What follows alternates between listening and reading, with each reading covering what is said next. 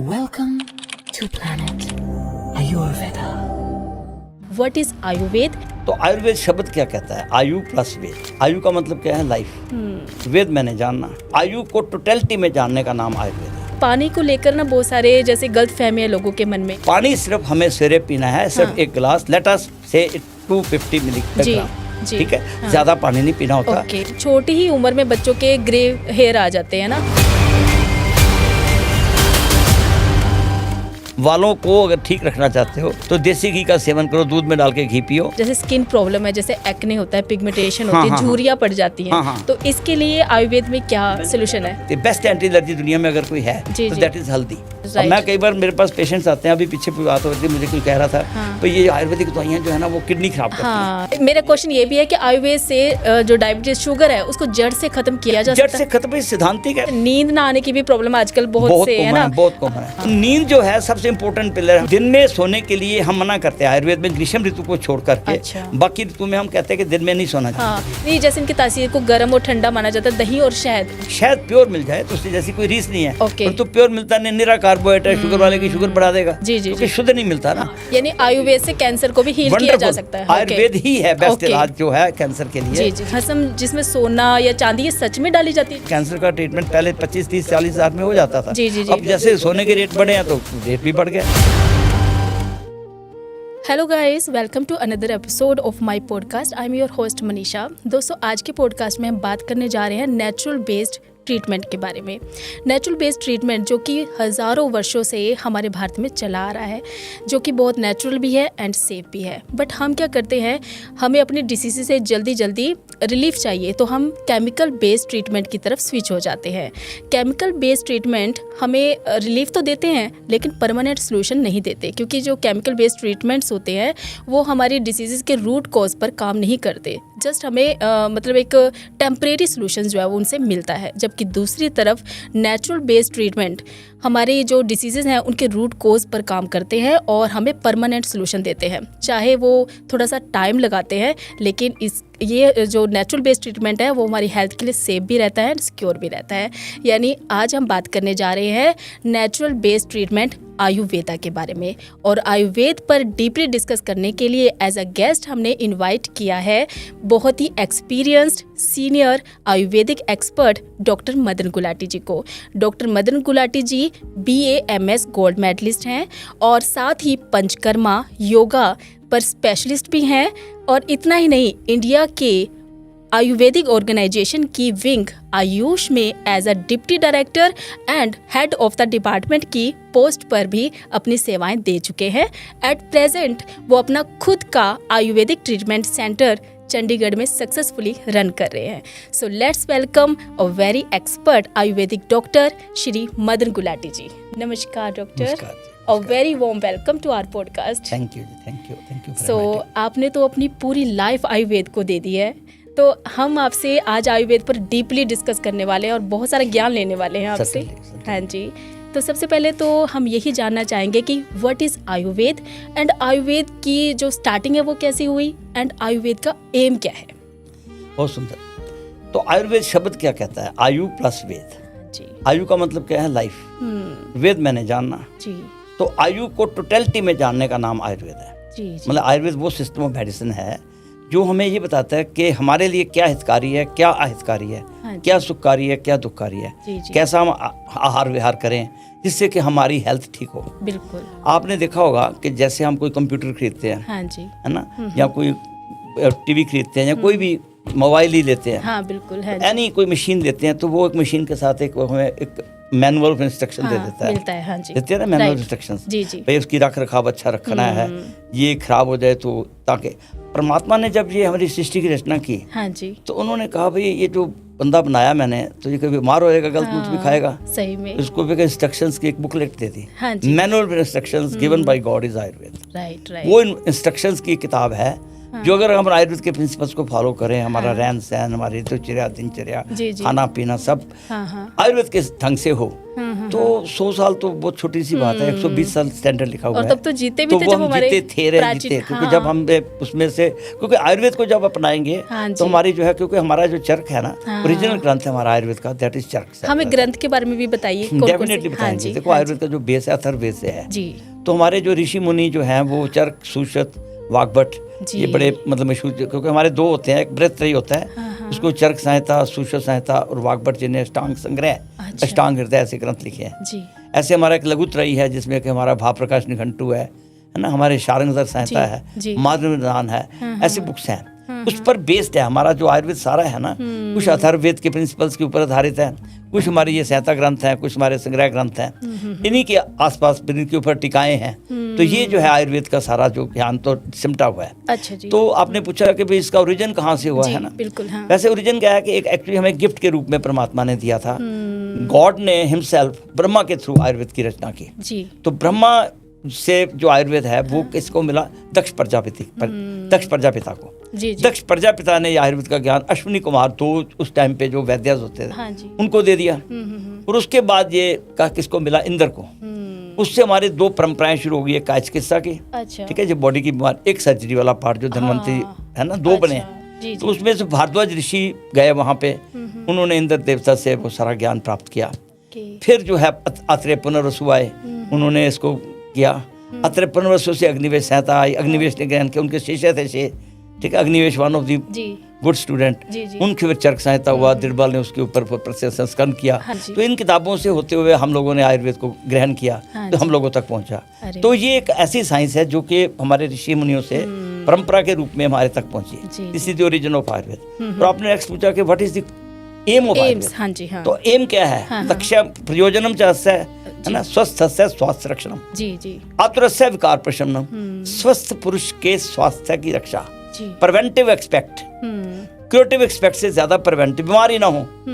आयुर्वेद को अगर हम फॉलो करेंगे तो आयुर्वेद में एक चिकित्सा शास्त्र कहना बड़ा पीछे की बात है। ओके। ये हेल्दी को हेल्दी रखने वाली साइंस है। मतलब स्वस्थ पुरुष के स्वास्थ्य की रक्षा करना, और बीमार हो जाए गलती से तो उसकी फिर बीमार की चिकित्सा करना।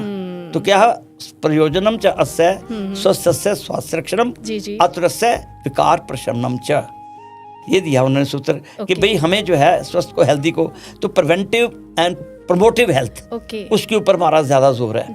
ठीक है, प्रिवेंटिव हेल्थ के ऊपर बहुत ज्यादा जोर है, और प्रमोटिव हेल्थ में हम बेटर हमारी हेल्थ हो, क्योंकि हमारे रसायन वाजिक ऐसी औषधियां दी गई हैं, तो हमारा प्रिवेंटिव पार्ट बहुत जरूरी है। ठीक है, और जो बीमार हो जाए तो जो उसके लिए हमें जो चिकित्सा करते हैं वो भी आयुर्वेद जो है हमारे मसालों से स्टार्ट करता है। हमारी किचन दे दी वो आयुर्वेद है। तो आयुर्वेद का जो ज्ञान है, जितनी क्लैरिटी से भी हमें क्या खाना है, कैसे रहना है, क्या खाना है, किस ऋतु में क्या खाना है, कैसी हमारी दिनचर्या हो, कैसी हमारी रात्रिचर्या हो, ये सारा कुछ जो है ना डिटेल में जहाँ डिस्कस किया जाए वो हमारा आयुर्वेद ग्रंथ है। तो आयुर्वेद की जो ब्यूटी है ना वो तो मतलब अपरंपार है। मैं कई बार कहता हूँ कि समुद्र से गहरा, उससे जो है सागर, उस हिमालय से ऊंचा, ये आयुर्वेद है, क्योंकि बहुत डीप नॉलेज है। हमारे ऋषि मुनि ने खूब मंथन किया, इस आयुर्वेद का अमृत को ग्रहण किया। तो ये जो ग्रंथ है, ये आयुर्वेद का जो साइंस है, ये हमारी ओरिजिनल चिकित्सा प्रणाली लगभग 5000 साल से हमारे पुरानी मात्रा, वैसे तो शाश्वत है ये, तो ये लगातार जो है। तो एक जगह पे मेरे को सूत्र याद आता है कि अथर्ववेद में ही लिखा हुआ है, बड़ा सुंदर सूत्र है। जैसे हम देखते हैं ना, जैसे हमारे कोई लेडीज को जब मिल्क आ जाता है बच्चा होने से पहले आता है ना, तो परमात्मा ने भी सृष्टि की जब रचना की तो उन्होंने कहा यार ये बीमार हो जाएगा, कहीं ऐसा ना हो। उन्होंने कहा लिखा या औषधि पूर्व जाता देवे व्यस्त्र युग पुरा, है ना। सृष्टि की रचना के साथ साथ जो है औषधियों की रचना करती, कि उनकी जो है पहले ही करते थे, जड़ी बूटियां पहले बना दी, हल्दी वगैरह, ये काली मिर्च, ये सारे बना दी ताकि बंदा बीमार ना हो। तो इसलिए उन्होंने जो एक manual gift from the God is Ayurveda. ठीक है।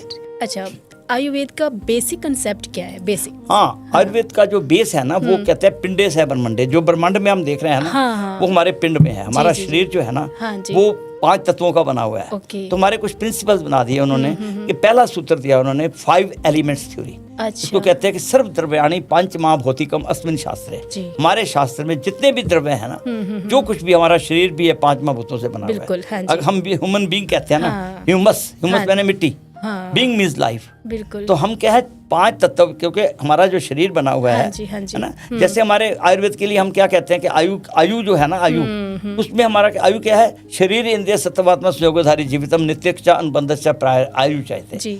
आयु जो है वो हमारा जो है 5 तत्व, 5 वो जो इंद्रिय 5 भौतिक शरीर है ना वो, तो ये 5 महाभूतों को हम क्या कहते हैं, पृथ्वी जल तेज वायु आकाश। हम शब्द कहते हैं ना भगवान, भा से भूमि, गा से गगन, वा से वायु, आ से अग्नि, ना से नीर। जो परमात्मा की जो प्रकृति है, हाँ, वो इन 5 तत्वों में समाई हुई है। हर एक कण में, एक एटम में को भी अगर आप ले लो ना, एक एटम से लिए सारे के सारे क्या है, वो 5 तत्वों से बने हुए हैं। हमारा शरीर 5 तत्वों से बना है, हमारी औषधियाँ 5 तत्वों से बनी हुई हैं। तो ये जो 5 तत्व हैं, ये कौन कौन से हैं?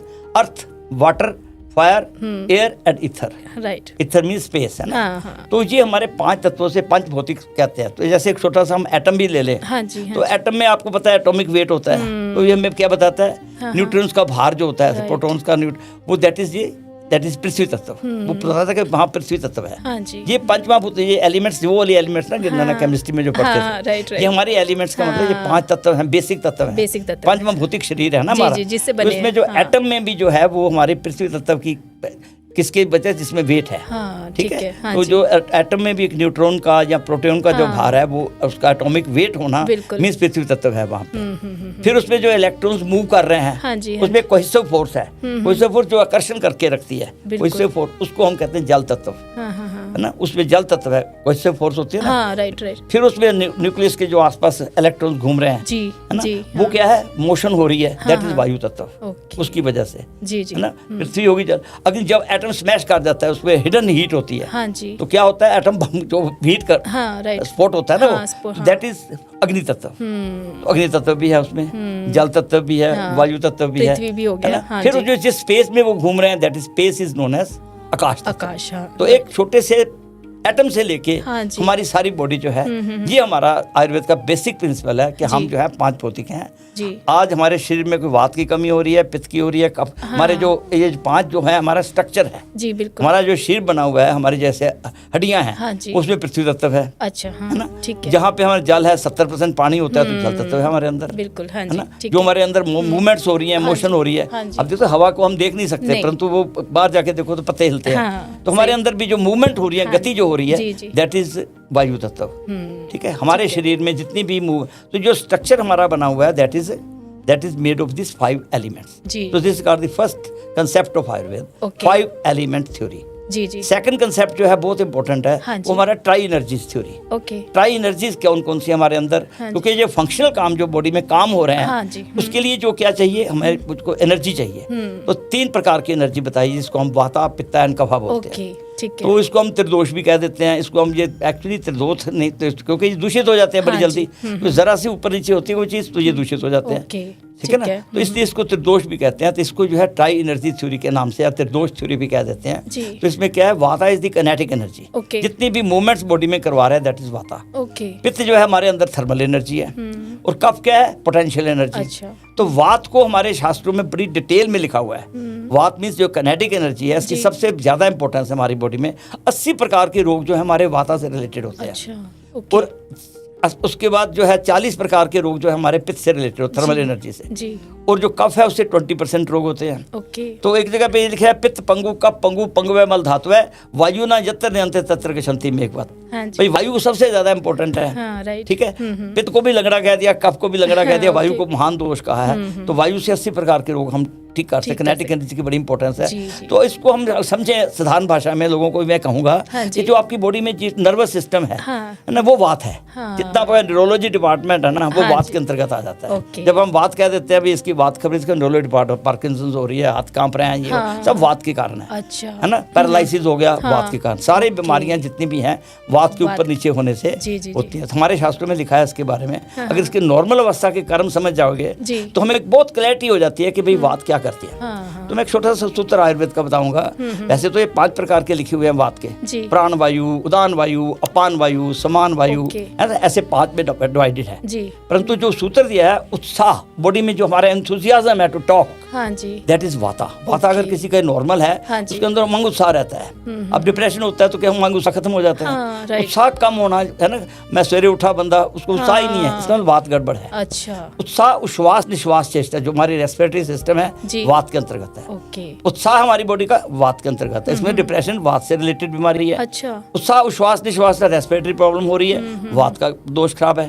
उत्साह उश्वास निश्वास क्योंकि गति हो रही है ना, निश्वास चेष्टा, जितनी भी चेष्टाएं मूवमेंट्स हो रही है ना, सारी किसके अंतर्गत है, कोऑर्डिनेशन मसल, सारी वात के अंतर्गत है। मतलब वात लोगों को क्लियर होनी चाहिए कि व्हाट इज वात। जब तक हम समझेंगे नहीं कि वात पित्त कफ क्या है, प्रकृति जैसे चंचल है कोई तो वातिक प्रकृति का है ना, हर समय चंचल रहना, दैट इज वात। वात का काम चंचलता। अच्छा। तो वात जो बॉडी में एक ऐसा दोष है, जो ऐसी एनर्जी है, सभी में इसका नाम रखा हुआ है काइनेटिक एनर्जी। अच्छा। सच पूछो तो काइनेटिक एनर्जी वर्ड मैंने कॉइन किया था। शास्त्रों में तो इसको वात के जब गुण पढ़ते हैं, उत्साह श्वास निश्वास चेष्टा, चेष्टा है सारी मूवमेंट्स, तो श्वास निश्वास चेष्टा धातु गति समा, जैसे हमारी बॉडी में जितनी धातुएं चल रही हैं है ना, उनकी जो टिश्यूज है हमारे, उनमें जो भी मूवमेंट्स हो रही है सेल में भी सारी, वो कौन करा रहा है, वात करवा रहा है। उत्साह श्वास निश्वास चेष्टा धातु गति समा सम मोक्षो गति मतम, जितने भी गतिमान पदार्थ है, मल का विसर्जन होना, हमारे जो वीरेज आता है, लड़कियों के जो मेंसेस आते हैं, सारा कंट्रोल वात का है। अब पीरियड्स पेनफुल हो रहे हैं, पीरियड्स नहीं आ रहे हैं, ये क्या है, वात की हमारी कड़ है। वात को चिकित्सा करेंगे ठीक हो जाएगा, घी खिलाएंगे ठीक हो जाएगा।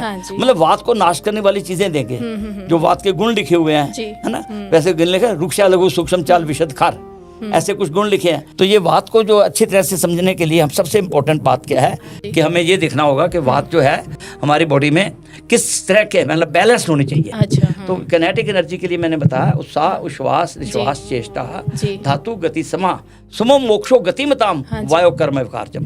जब हमारी बॉडी का मल मूत्र विसर्जन ठीक हो रही है, कॉन्स्टिपेशन नहीं हो रही है, तो क्या होगा, जब हम वात के बारे में समझ आ रही है ना, वात को क्या है, हमारा उत्साह वात के अंतर्गत है, बिल्कुल श्वास निश्वास रेस्पिरेटरी सिस्टम वात के अंतर्गत है, नर्वस सिस्टम उत्साह नर्वस सिस्टम की डिप्रेशन नर्वस सिस्टम से, तो ये हमारा वात के अंतर्गत है। उत्साह उश्वास निश्वास चेष्टा धातु गति समा समो मोक्षो गतिमताम, जितने भी हमारे गतिमताम पद हैं, जो बॉडी में गतियां हो रही है, मल मूत्र का विसर्जन है, पीरियड्स आ रहा है, ये सारा कंट्रोल किसका है, वात का। क्लियर हो गया। वात का जब हमारे उसमें ऋषि मुनियों ने क्या किया, उसके 5 प्रकार बता दिए। अच्छा। एक का नाम रखा प्राण वायु, जो कि हमारे फेफड़ों में होती है। फिर उदान वायु, मैं बोल रहा हूँ तो ये उदान वायु काम कर रही है। एक व्यान वायु होती है जो ब्लड प्रेशर को कंट्रोल करती है। फिर समान वायु जो हमारे पेट, क्योंकि गीता में भी लिखा है अपान समोकृत्वा प्राण अपान समोकृत्वा पचानी अन्नम चतुर्विधम, जो हमारी बॉडी में जो डाइजेस्टिव सिस्टम में जो वायु काम कर रही है, जो नर्व्स कंट्रोल कर रही हैं, डाइजेशन में पार्टिसिपेट कर रही है, दैट इज समान वायु। अच्छा। प्राण वायु बताया मैंने लंग्स में, अपान वायु जो मल मूत्र का विसर्जन कर रही है, या आपके वीरेज को निकाल रही है, या उसको पीरियड्स को ला रही है, अपान वायु के दोष, अपान का मतलब निकालना। तो इसके 5 प्रकार बताए हैं। जब हम किसी की पल्स देखते हैं तो हमें पता चल जाता है कि इसकी अपान वायु खराब है, इसकी प्राण वायु खराब है, इसकी उदान वायु खराब है। ये वायु के ऊपर हमारी चिकित्सा का आधार बनता है। तो इसके अपने दोषों को देखते हैं कि भाई कौन सा दोष किस मात्रा में कैसा खराब है। तो वायु के बारे में आपको क्लियर हो गया कि इसके फंक्शन से पता लगता है कि अगर ये इसमें ऊपर नीचे हो रही है तो हमारा वात खराब है। इसी तरह से हमारी बॉडी की जो थर्मल एनर्जी है, जिसको हम पित्त कहते हैं, जिसके जो टेम्परेचर है हमारी बॉडी में, ताप है हमारे अंदर, उष्मा है जो, अच्छा, अग्निदेव शरीर पित्त अंतर्गत है, शुभ शोभानी होती है, हमारे अंदर भी एक अग्नि चल रही है, जिसको जठराग्नि कहते हैं। धातुओं में भी अग्नि होती है। तो इस तरह से हमारी 13 प्रकार की अग्नि का वर्णन भी है। तो पित्त जो है ना, पित्त दोष क्या है, पित्त बॉडी की थर्मल एनर्जी है। अच्छा। उसके लिए लिखा हुआ है दर्शन पक्तिर उष्मा शुद्ध तृष्णा दे मार्दवम प्रभा प्रसाद मेघस्य पित्तकर्म विकारजम। इस सूत्र में उन्होंने क्लियर कर दिया कि भाई क्या है, जो हमारा दर्शन मींस अलोचक पित्त, हमारी आंखों से हम देख रहे हैं, आप मुझे देख रहे हैं ना, इसमें हमारा आंखों में जो पित्त है वो अलोचक पित्त बैठा हुआ है। ठीक है, आंखों में जो हमारे दो बैठे हैं ना, वो जो विट्रस ह्यूमर और ये दैट इज दर्शन कर जिससे हम कर पा रहे हैं। सो दे पित्त का पित्त की है, बॉडी की एनर्जी, पैथिक जो पित्त वाली एनर्जी है, थर्मल एनर्जी, वो काम कर रही है। ठीक है, हमारी बॉडी का टेम्परेचर मेंटेन करना पित्त के अंतर्गत है। अच्छा। ठीक है, बुखार जो होता है तो हम पित्त बढ़ जाता है ना, तो पित्त के है क्या बताया मैंने, दर्शन पक्तिर, भोजन में पाचन जो होता है वो पित्त की वजह से, दर्शन पक्तिर उष्मा, उष्मा का control, regulation of the heat है ना, सारा पित्त के अंतर्गत। दर्शन पक्तिर उष्मा शुद्ध, भूख प्यास, भूख लग रही है, प्यास लग रही है, हमारे अंदर क्या है, तो ये 5 प्रकार के पित्त भी हैं। पाचक पित्त है, रंजक पित्त है, साधक पित्त है, आलोचक पित्त है ना। तो 5 प्रकार के पित्त हैं। पहला क्या है? पाचक पित्त, जो भोजन का पाचन में मदद करता है, जो हमारे जैसे मैंने बताया समान वायु है, तो पाचन में हमारे क्या है? पाचक पित्त है, जो हमारी जठराग्नि के जो एंजाइम निकल रहे हैं, तो वो जो है पाचक पित्त है। अच्छा। पाचक के बाद रंजक पित्त है, लिवर में होता है, जिससे हमारा जो है रंजन का कार्य होता है, जो हमारे ब्लड फॉर्मेशन होती है ना, वो रंजक पित्त। पाचक पित्त, रंजक पित्त, आलोचक पित्त। आलोचक पित्त आंखों में होता है, जिससे हम देख। साधक पित्त हमारे दिल में होता है। जी जी, ठीक है। पाचक, रंजक, भ्राजक, आलोचक। भ्राजक हमारी स्किन में होता है। हमारी स्किन की जो ग्लो है ना, that is again related with the pitta, है ना। पित्त में चमक दमक नहीं है हमारे, तो पित्त दोष गड़बड़ है। किसी की आंखों में तो पित्त दोष गड़बड़ है, किसी की भूख नहीं ठीक, पित्त दोष गड़बड़ है, प्यास नहीं। ये हमारा सूत्र है कि हमें पता चल जाता है कि इसका पित्त खराब है या वात खराब है। क्लियर? ये एनर्जी की नॉर्मल अवस्था के मैंने बता दी है। तो जब अब नॉर्मल होगा तो पता लग जाएगा। बिल्कुल बिल्कुल, है ना। पित्त जो है हमारे अंदर जो अग्नि है वो पित्त है। क्लियर हो गया? अब हमारा थर्ड आ जाता है कफ। मैंने बताया ना, पित्त से कई बीमारियां होती हैं, पित्त से रिलेटेड 40 प्रकार के हमारे शास्त्रों में बताई हैं, 80 प्रकार की वात से है। अब तीसरी हमारी जो एनर्जी है, दैट इज पोटेंशियल एनर्जी, कफ, है ना, ब्रह्मा की एनर्जी जिसे कहते हैं हम। तो दैट कफ इज, उसके लिए क्या? स्नेह। जितनी भी बॉडी में हमारे स्नेह है, स्नेह बंध स्थिरतम च गौरवम वृष्टा बलम क्षमा धृतीय लोभश्च कफ कर्म विकारम, ऐसे हमारे सूत्र दे रखा है कफ के बारे में। कफ बॉडी में क्या होता है? कफ एक एनर्जी है जो हमारी जैसे श्लेष्मय सनोबल फ्लूइड है, वो कफ है। हमारे अंदर यहाँ पे जो है बलगमी पदार्थ बनते हैं, लंग्स में जो स्क्रीशंस है, म्यूकस आती है। तो ये सारा क्या है? कफ का क्या है? जिससे स्नेह, जो बॉडी में स्नेह अंश है, सीबम जिसे कहते हैं, है ना, वो जो है स्नेह अंश बॉडी की, जो स्निग्धता है बॉडी में हमारे, वो किसके अंतर्गत? कफ के अंतर्गत। जो बॉडी में रुक्षपन को विपरीत चीज है, दैट इज कफ। ठीक है। स्निग्धता में अनक्शस ऑयली जैसी बॉडी में जो ऑयली पल्सा होता है ना बॉडी में, तो ये कफ है। स्नेह बंध, हमारे जितने भी बंधन है, एक जिसको जोड़ों को जोड़ा हुआ है, तो बंधन किससे है? जो लिगामेंट जुड़ी हुई हैं, वो कफ के अंतर्गत आती है। स्नेह बंध स्थिर, तो हमारी स्थिरता भी जो है वो कफ के अंतर्गत है। स्नेह बंध स्थिर गौरवम, शरीर का भारीपन कफ के अंतर्गत, वेट भी हमारा कफ के अंतर्गत है। गौरवम वृष्टा बलम, हमारा जो सेक्स पावर है वो कफ के अंतर्गत। बलम, हमारा बल भी कफ कहा गया है। तो ये कफ जो है हमारी बॉडी का बल है, शरीर का बल है, हमारी पोटेंशियल एनर्जी है, जो हमारे पेरेंट्स से हमें एनर्जी प्राप्त हुई है। किसी का कफ बड़ा अच्छा होता है, उसी के बेस पर हमारी प्रकृति बना दी है कि वातिक प्रकृति वाला कैसा होगा? चंचल होगा। पैथिक प्रकृति वाले में गर्मी ज्यादा होगी, गुस्सा ज्यादा होगा। कफ प्रकृति वाला जो है वो बड़ा शांत बैठा रहेगा। जैसे मैं कई बार हंसता हूँ कि जब फटाफट दोस्ती बना लेता है फटाफट, वो वातिक है। अच्छा, ना। जो पैथिक वाले को गुस्सा आ जाता है, कफ वाला जो है बिल्कुल शांत रहता है। एक छोटी सी एग्जांपल देता हूँ। आपने बाइसा एरोप्लेन में फ्लाइट से उतरे, जैसे फ्लाइट आ जाती है नीचे, कुछ लोग बड़े खड़े हो जाते हैं। या बस की एग्जांपल ले लो, ट्रेन की ले लो। जैसे हम ट्रेन में आए, तो कुछ लोग तो जैसे ट्रेन रुकी एकदम खड़े हो जाते हैं, है ना। फटाफट काली पड़ रही होती है। जो काले काले हैं वो वातिक हैं, पकड़ लो उनको, वातिक है। और जो वहाँ पे लड़ाई घुसामुसम कर रहा है वो पैथिक है, शांत बैठा हुआ है, वो कफज है। कितना सिंपल है, बहुत सिंपल है ना। सपने को आते हैं ना रात को, सपने देख लेते हैं कि रात को उड़ने के सपने आएंगे बात वालों, मैं उड़ रहा हूँ, फ्लाइट ले रहा हूँ, जब घूम रहा हूँ, है ना। जो पैथ वाला फाइट कर रहा है, फाइटिंग कर रहा है, किसी से लड़ाई झगड़ा कर रहा है, वो जरूर सपने में किसी से लड़ाई हो रही है, मतलब उसको पित्त दोष खराब है उसका, है ना। इसी से हमें पानी के सपने आ रहे हैं, मैं तैर रहा हूँ पानी में, समुद्र में तैरने के सपने आ रहे हैं, तो समझो कफ दोष का है। तो हम ऐसे उनके सपनों से, उनकी हाव भाव से हम उसकी प्रकृति पहचान लेते हैं। तो Ayurveda is such a beautiful science, जिससे हमें ना वात पित्त कफ को अगर समझ जाए अच्छी तरह से कोई, तो किसी बीमारी का नाम लो, कोई बीमारी ऐसी नहीं है जो ठीक ना कर सके हम। कोई बीमारी का नाम लो, क्योंकि बीमारियां तो कोई आने वाली हैं, समय से आएंगी, नहीं आने वाली। कोरोना बाद में आए, कई बीमारियों के नाम भी नहीं सुने होते, वो भी हमारे वात पित्त कफ के प्रिंसिपल से में बेसिक कंसेप्ट यही क्लियर हो जाए। अगर हमारे लोगों को पता लग जाए कि अच्छा वैद है, अगर वो उसने देख लिया, किसी की पल्स देख ली, तो जितनी मर्जी भयंकर बीमारियां, चाहे उसको हॉटकिल लिम्फोमा कह दो, कुछ भी मिलेगा। क्योंकि हमारे एक बड़ा प्यारा सूत्र दिया है, आप हैरान हो जाएंगे मनीषा जी, कि हमारे ऋषि मुनि चरक में 18वें अध्याय में एक बड़ा प्यारा श्लोक दिया, जिसने मेरे जीवन में बहुत बड़ा काम किया।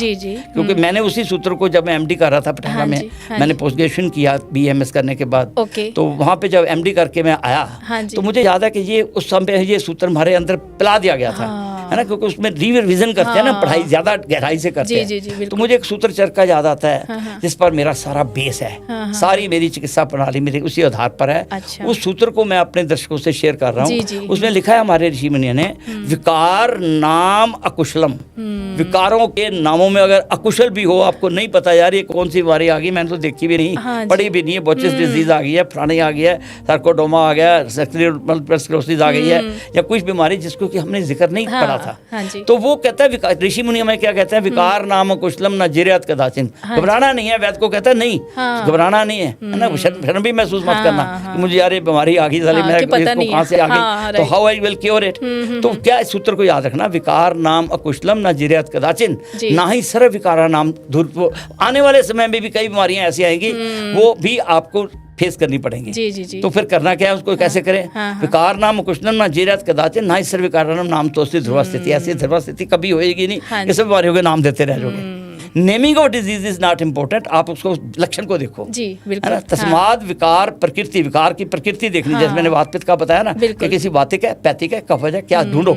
बात तस्माद विकार प्रकृति अधिष्ठान। मेरा जो आज ये पॉडकास्ट देख रहे हैं, बहुत सारे हमारे आयुर्वेदिक स्टूडेंट, जो हमारे मेरे स्टूडेंट भी हैं, वो बड़ा अच्छा लगेगा उनको कि वो देखेंगे इसको। तो मुझे लगता है कि उनको रिवाइज हो जाएगा ये, कि भाई हमने ये जो डॉक्टर साहब ने बताया था ये, कि हमें क्या करना है कि उसकी विकार की प्रकृति देखनी है, क्योंकि उनके लिए भी बड़ा जरूरी है। अगर वो बीमारियों के नामों के झगड़ों में ही फंस जाएंगे तो इलाज नहीं कर पाएंगे। तो हमें क्या करना है कि उसके जो है तस्माद विकार प्रकृति अधिष्ठान कहाँ से ओरिजिन हो रहा है, अधिष्ठान अंतराणी चा समुत्थान विचा बुधवा कर्म समाज से ज्ञान बुद्धि प्रदीपेन यो न विष्टि योगीवत आतुर संतर आत्मा नाम नासा रोग स्थिति। आप चिकित्सा नहीं कर सकते जब तक उसके अंतर आत्मा में नहीं घुसोगे, नब्ज देखोगे, वात देखोगे, पित्त, वात पित्त का आपको हम नब्ज से देखते हैं, ठीक है। वात वाली चंचल होती है ना, नर्व कैसे, पल्स का एग्जामिनेशन जब हम करते हैं या उसके सिम्टम्स को मिलाते हैं, हमें पता चल जाता है कि इसकी वात बढ़ी हुई है, पित्त बढ़ा हुआ है, कफ है। तो जो मर्जी बीमारी आ जाए फिर तो आयुर्वेद के लिए कोई मुश्किल ही नहीं है, फिर बिल्कुल मुश्किल नहीं है। तो हमारे को बेसिक कंसेप्ट, जैसे आपने पूछा कि बेसिक प्रिंसिपल्स क्या है,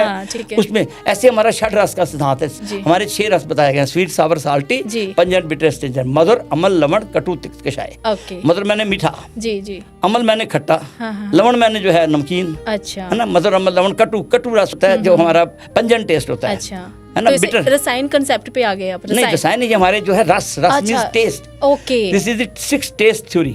मैंने बोला first 5 elements theory, second theory is our जो इम्पोर्टेंट है, that is 3 energy theory, kinetic, thermal energy, जो वात पित्त का बताया ना मैंने। इसके बाद हमारा आ जाता है रसों के साथ। जैसे हमारे ये दोष है ना, वात बनाने के लिए 2, क्योंकि वही हमारा, क्योंकि बेस पहले बताया मैंने 5 महाभूत है, तो वात को बनाने में हमारा एयर होती है वात में, है ना। एयर एंड आकाश तत्व मीन्स उसमें जो स्पेस, ये वात को बनाने के एयर एंड ईथर होती है। पित्त को बनाने में हमारे फायर है, अच्छा, ठीक है, पित्त इज रिलेटेड टू फायर। इसी तरह कफ को है पृथ्वी और जल, मतलब earth and water is equal to kapha. तो ऐसे हमारे 6 टेस्ट है।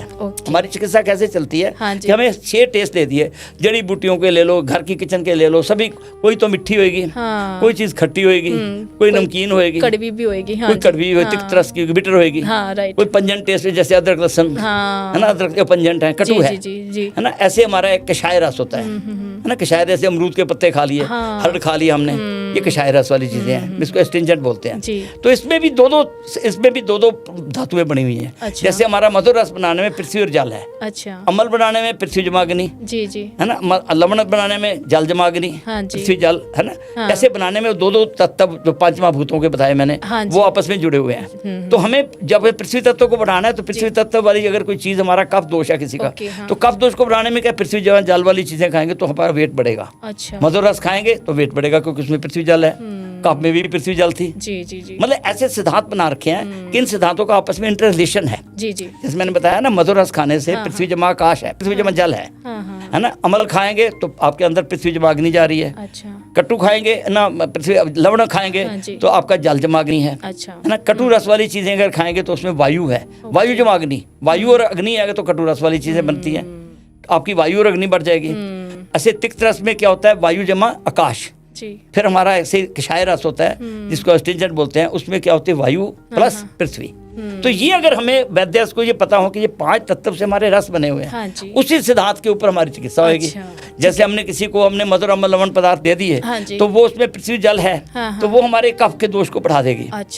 ठीक है। तो हमें उसको कम करना है, हाँ, तो हमें उसके विपरीत दवाइयाँ दे देंगे हम, कटु तिक्त कषाय, वो उसको शांत कर देंगे। जी जी। किसी को मोटापा है तो कटु तिक्त कषाय खिलाओ उसको। ओके। किसी को बढ़ाना है तो मधुर अमल खिला दो उसको। अच्छा। किसी की गर्मी ज्यादा है उसको अम्ल लवण कटु पदार्थ बंद कर दो। अच्छा। अम्ल लवण कटु में अग्नि है। हाँ, ठीक है ना। किसी को आप जैसे पित्त को शांत करना है, किसी को आप फोड़े फिंसियां हो रही हैं, गर्मी या गुस्सा करता है, पित्त बढ़ा हुआ है, उसमें अग्नि है, इसका मतलब फायर तत्व ज्यादा है, तो हमने कौन सा रस देना पड़ेगा, आप ही बताइए क्या खिलाएंगे उसको हम। जैसे मधुर को मैंने बताया अमल लवण कटु, अमल लवण कटु में क्या है, अग्नि है। हाँ जी। तो जो अग्नि तत्व हम देंगे तो उसकी अग्नि बढ़ेगी।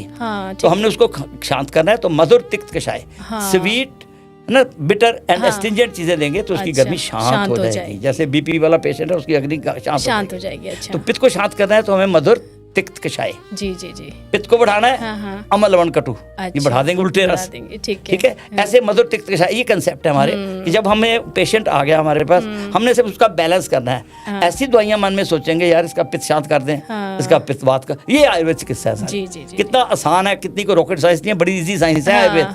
समझ जाए ये तीन कंसेप्ट जो आपने क्वेश्चन किया कि बेसिक प्रिंसिपल, ऐसे हमारा एक सामान्य विशेष सिद्धांत है कि सर्वदा सर्वभावानाम सामान्य वृद्धि कारणम रासे तु विशेष बद्वा क्रम सच।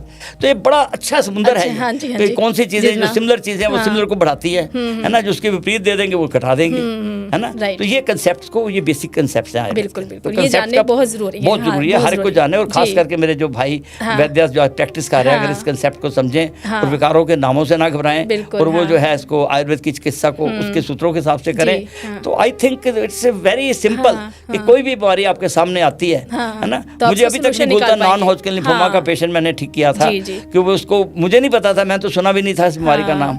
आज वो बंदा अलाइव है, मैं एमडी करके आया था तब, तो मुझे याद है कि वो पेशेंट है देहरादून का है, तो उसको हमने किया था ठीक। तो किस प्रिंसिपल के ऊपर, इसी बात पे आपके सिद्धांत के ऊपर। तो क्योंकि जब ऐसी बीमारी, जबकि उनको टाटा मेमोरियल ने कहा था 6 महीने लाइफ है, वो आज भी जिंदा है। तो क्योंकि दोषों को पकड़ा ना हमने।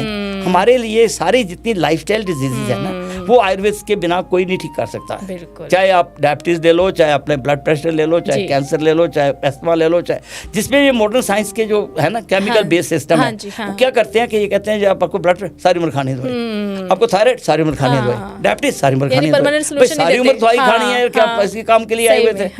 भाई बीमारियों को ठीक करो ना, उनको रिवर्स करो, उनकी जड़ से निकालो, उनके दोषों को समझो, उनको समझा दो खाना पीना। भाई लाइफस्टाइल उनका गड़बड़ है, उनको लाइफस्टाइल बता दो। अगर वो लाइफस्टाइल को समझ जाए, मुझे नहीं लगता कि कोई बीमारी को हम नहीं ठीक कर सकते। आयुर्वेद के प्रिंसिपल्स को समझें और उसी के बाद हमारी प्रैक्टिस हो तो है शुद्ध आयुर्वेद। क्योंकि हमारे ऋषि मुनियों ने ना कोई भी बीमारियों का जिक्र ऐसा नहीं किया, किसी भी के वर्णन कर रहे हैं उन्होंने दोषों का नाम दिया है। फॉर एग्जाम्पल हम कहते हैं स्वरमाक्षिक देना, माक्षिकम तिक्तम अधरम में अर्शकृमि कुष्ठानुत कप पित्त बता दिया, कफ और पित्त को बढ़ाए कम करेगी। हर जड़ी बूटी के साथ उन्होंने एक छोटा सा सूत्र दे दिया, है ना। जी जी। मतलब हर चीज को ये उसके गुण बता दिए। तो वो जो हमें सिर्फ वात पित्त कफ को शांत करना है, तो हमारे लिए तो आयुर्वेद की जो चिकित्सा है ना इतनी सिंपल लगती है मुझे कि सिर्फ आप कंसेप्ट को याद रखता हूँ मैं, और उसके कंसेप्ट के ऊपर हम ऐसी भयंकर बीमारी जिनको हमने कभी नाम भी नहीं सुने हुए। अब कोरोना आया था, बड़ा मुझे याद है, मुझे उस टाइम पे अभी नई बीमारी आ गई, तो ये सूत्र काम आया, मैंने उस टाइम पे इसका नाम रखा था वातश्लेष्मिक। वातश्लेष्मिक, फिर पित्त को शांत किया, वातश्लेष्मिक चिकित्सा की, वात को शांत किया और श्लेष्मा को खत्म, कफ को खत्म किया, वात को, चाहे हमने अदरक दी, हल्दी दी, काली मिर्च दी, जीरा दी, ऐसी चीजें देकर पेशेंट ठीक किए और बहुत फायदा हुआ लोगों को। आयुर्वेद का पॉपुलैरिटी कब हुई? कोरोना से। कोरोना में जो बड़े बड़े हॉस्पिटल्स में गया वो सारा किया है ना, तो वो तो गड़बड़ हो गई, है ना। जो आयुर्वेद के घर में बैठे सिर्फ हल्दी का पानी, अदरक का पानी, जो कक्षाय रस, वो जो दोषों को किया वो ठीक रहे। बिल्कुल। तो उसमें हमारा जो है ना, उस टाइम पे मुझे अच्छा एक मेरा पॉडकास्ट हुआ था, तो मैंने कहा था ज्वर जुकाम परोना 3 दिन भुखे रहना, उन्हें वापस नहीं होना। 3 दिन बुखार ही तो था, तो 3 दिन भुखे रह लो, क्या था, इसने अपने मर जाना था, वायरस था, खत्म हो गया। ठीक है ना। ज्वर जुकाम परोना, जुकाम भी अगर हो जाए तो 3 दिन अपने शांति रखो, लगन कुछ ना खाओ तो अपने आप ठीक हो जाएगा, गर्म पानी पियो, काली मिर्च खाओ, गला ठीक हो जाएगा, काली मिर्च से मिरेकल, हल्दी से मिरेकल। हमारी जो किचन है ना वो आयुर्वेद है। जी जी। तो हम इसको डिटेल में डिस्कस करेंगे। अच्छा डॉक्टर साहब, अब ना हम पानी के ऊपर जो है थोड़ा डिस्कस करते हैं। ओह वंडरफुल, है ना। पानी मतलब पानी तो पता ही है हमारे जीवन का आधार है, लेकिन पानी को लेकर ना बहुत सारे जैसे गलत फहमियां लोगों के मन में है ना। कई लोग कहते हैं कि पानी, पहले तो मुझे ये बताइए कि सुबह सुबह खाली पेट अगर हम गुनगुना पानी ले रहे हैं, गुनगुना के नॉर्मल पानी पियो, पीओ ना, जैसा टेम्परेचर है। सर्दी है तो थोड़ा गुनगुना ले लो, गर्मियाँ तो जरूर, बहुत ठंडा नहीं होना चाहिए। नॉर्मल टेम्परेचर में पानी का एक गिलास 250 ग्राम से ज्यादा नहीं। जो लोग ज्यादा 2-2, 3-3 गिलास पानी पीते हैं, मैं ये इस कंसेप्ट को चर्क सूचक वायपट में कहीं नहीं लिखा हुआ। कोई मुझे ये बता दे कि कहाँ लिखा हुआ है कि ये चर्क सूचक जो ग्रंथों के मैंने नाम लिए हैं, कहीं नहीं है। पानी सिर्फ हमें सवेरे पीना है, सिर्फ एक गिलास, लेट अस से 250 मिलीग्राम, ठीक है। ज्यादा पानी नहीं पीना होता। जब किडनी किसी खराब होती है ना, तो फिर क्या करते हैं, पानी को हम लिमिट कर देते हैं, 1 लीटर से ज्यादा नहीं पीना। तो पानी ज्यादा नहीं पीना होता, ये पहली बात तो मैं अपने दर्शकों को बताऊंगा। अधिक पानी नहीं पीना, ठीक है, दैट्स वेरी वेरी बैड। और पानी पीने की विधि क्या है कि सवेरे तो आपने उठ करके पी लिया, दोपहर को भोजन करने के बाद आप लस्सी का गिलास पी लो, छाछ पीनी चाहिए। और रात को सोने के टाइम पे गरम गरम दूध, उसमें थोड़ी सी हल्दी डाल दो, या अदरक डाल दो, या पिपरी डाल दो, ठीक है। कोई दूध को कोई संस्करण करके, चाहे दालचीनी डाल दो, सौंफ डाल दो, जैसे आपकी प्रकृति है, छोटी इलायची डाल दो, मोटी, जैसे आपकी प्रकृति के हिसाब से। रात को सोने के टाइम पे दूध पिए तो 100 साल से ज्यादा। शत निश्चित रात्रि नाम जीवित, जो आज 36,000 रात्रि तक जिंदा रहेगा, जड़ा आयुर्वेद के प्रिंसिपल्स को फॉलो करेगा। क्योंकि आयुर्वेद में कहा क्या गया है, हित अहितम सुखम दुखम आयुष तस्य हित अहितम मानम च तत् यत्र उक्तम आयुर्वेद से चाहते। आयुर्वेद वो साइंस है जो हमारी कहता है क्या हितकारी है, क्या अहितकारी है, क्या सुखकारी है, क्या दुखकारी है। तो जितना क्लियरली आयुर्वेद के बारे में कि हमारा खाना पीना, रहना सहना कैसा होना चाहिए, ऐसा कहीं नहीं वर्णन मिलता। ठीक है। आयु को हमने कैसे अपना बनाना है, बढ़िया जीवन जीना है, तो हमारे इस थ्योरीज के ऊपर अगर हम चलें, तो आपका क्वेश्चन बड़ा अच्छा है कि जो पानी है, पानी को मात्रा में पिए। अगर हम इसको अधिक पिएंगे तो ये पॉइजन बन जाएगा। मात्रा में पिए। और पीने की विधि क्या रखनी चाहिए, पानी को पीने का तरीका यह है कि हमें एक सिप लिया, जैसे आप ये पानी पी रहा हूं मैं, ठीक है, इसका एक सिप ले लिया, ठीक है, बस इसको रख दिया, क्योंकि इसको हमने खाना है, इसको पीना नहीं है। जी। क्योंकि ये फिर अपने उसको ड्रेन आउट कर देगा ना। बिल्कुल। उसकी थोड़ी, हमारे जो खाना खाया हुआ हमने, उसकी थोड़ी सी लुब्रिकेशन हो। ये भी बताइए हमें, जैसे कहते हैं कि खाने के टाइम पानी, जैसे हम भोजन कर रहे हैं, तो उस समय पानी कब पिए, खाने के बीच में या फिर खाने से पहले? बहुत सुंदर सवाल है। या फिर आधे घंटे बाद? अष्टांग हृदय ने बड़ा क्लियर किया। जी। अष्टांग हृदयकार ने क्या कहा कि भोजन से पहले पियोगे तो आपका शरीर पतला हो जाएगा, ठीक है। अगर आप भोजन के बीच में पियोगे तो आप सम रहोगे, ना बढ़ेगा ना कम होगा। अच्छा। अगर आपने बाद में पिया तो मोटे हो जाओगे, क्योंकि आप पानी पियोगे तो आपने अग्नि बंद कर लिया आपने। तो ये पानी के बारे में क्या है कि पानी पहले भी नहीं पीना। अच्छा। अगर आपने नॉर्मल रखना है अपने आप को, तो बाद में भी नहीं पीना, ठीक है। वे दोनों गलत है। अच्छा। अगर पीना है थोड़ा सा पी लो, बस। बीच बीच में भी सिप करके पीजिए, पर बीच में जरूर पियो। मुहू लिखा हुआ, थोड़ा पानी पियो, ताकि आपके अन्न खा रहे हो, आपकी थोड़ी लुब्रिकेशन होती रहे और अग्नि को उसका पाचन करती रहे। क्योंकि अग्नि का सबसे बड़ा दुश्मन भी पानी है। आपके अंदर जो जठर अग्नि है ना, जो पाचन कर रही है ना। कई बार मैं बड़ा हैरान होता हूँ, कई बार कई पेशेंट्स को कहते हैं, कब्ज वालों को, कई डॉक्टर लोग हमारे बड़े, भाई पानी जा पियो, भाई कब्ज तो उनकी और भी खराब हो जाएगी, क्योंकि अग्नि तो उसकी मंद कर दो आप। पानी तो नॉर्मल, उसको काली मिर्च खानी चाहिए, अदरक खानी चाहिए। ऐसे ही आयुर्वेद में तो ये सिद्धांत है कि अग्नि की चिकित्सा करो। भोजन अग्रे सदैव पथ्यम लवण अदरक भक्षणम अग्नि संदीपनम रुच्यम जीवा कंठ विशोधनम। भाई भोजन से पहले थोड़ी अदरक खा ली नमक के साथ, तो आपकी जो अग्नि प्रति 15 मिनट पहले अदरक खा लो थोड़ी सी, आपकी अग्नि जीवा कंठ साफ हो जाएगी। वो कब मैल जमी हुई है वो शांत हो जाएगी। तो कब्ज रहती है तो फिर काली मिर्च का सेवन करो। काली मिर्च को 4-5 दाने, इतनी बहुत सारी खा जानी है, थोड़ी सी काली मिर्च करो।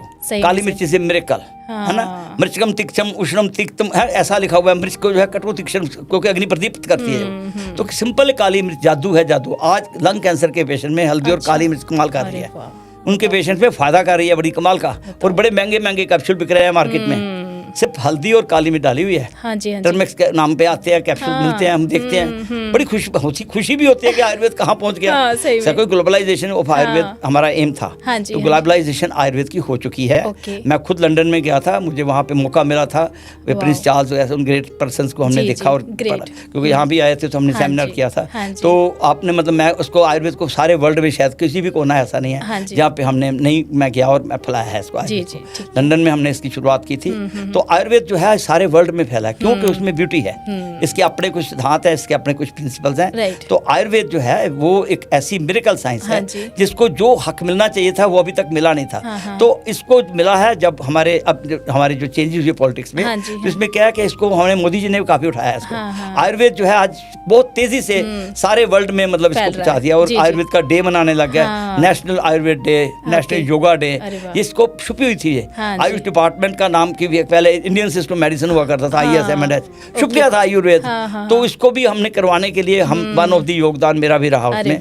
आयुष वर्ड भी किसी वक्त मेरे से मुंह से निकला था कि आयुर्वेदा, योगा, यूनानी, सिद्धा, होम्योपैथी, ये जो सिस्टम बनाया गया आयुर्वेदा, इसके पहले पहले अक्षरों को जोड़ करके तो आयुष शब्द का कॉइन हुआ था। आयुष कितना प्यारा वर्ड निकला जी, अपने अटल जी के टाइम पे हुआ था। तो उस टाइम पे हम लोग गए थे, मुझे याद है त्रिगुणा जी थे हमारे साथ, शंघानी जी थे, वो ऐसे जो सीनियर हमारे गोरीलाल चांदना जी थे, उसमें सबसे छोटा उस टीम में मैं था। तो मैं भी उस टाइम पे मिला था और मेरा मुझे खुशी होती है, गर्व से कह सकता हूँ कि आयुर्वेद को आयुष शब्द देने में हमने, और चंडीगढ़ में सबसे पहले आयुष का डिपार्टमेंट हमने किया था, ISM आयुष।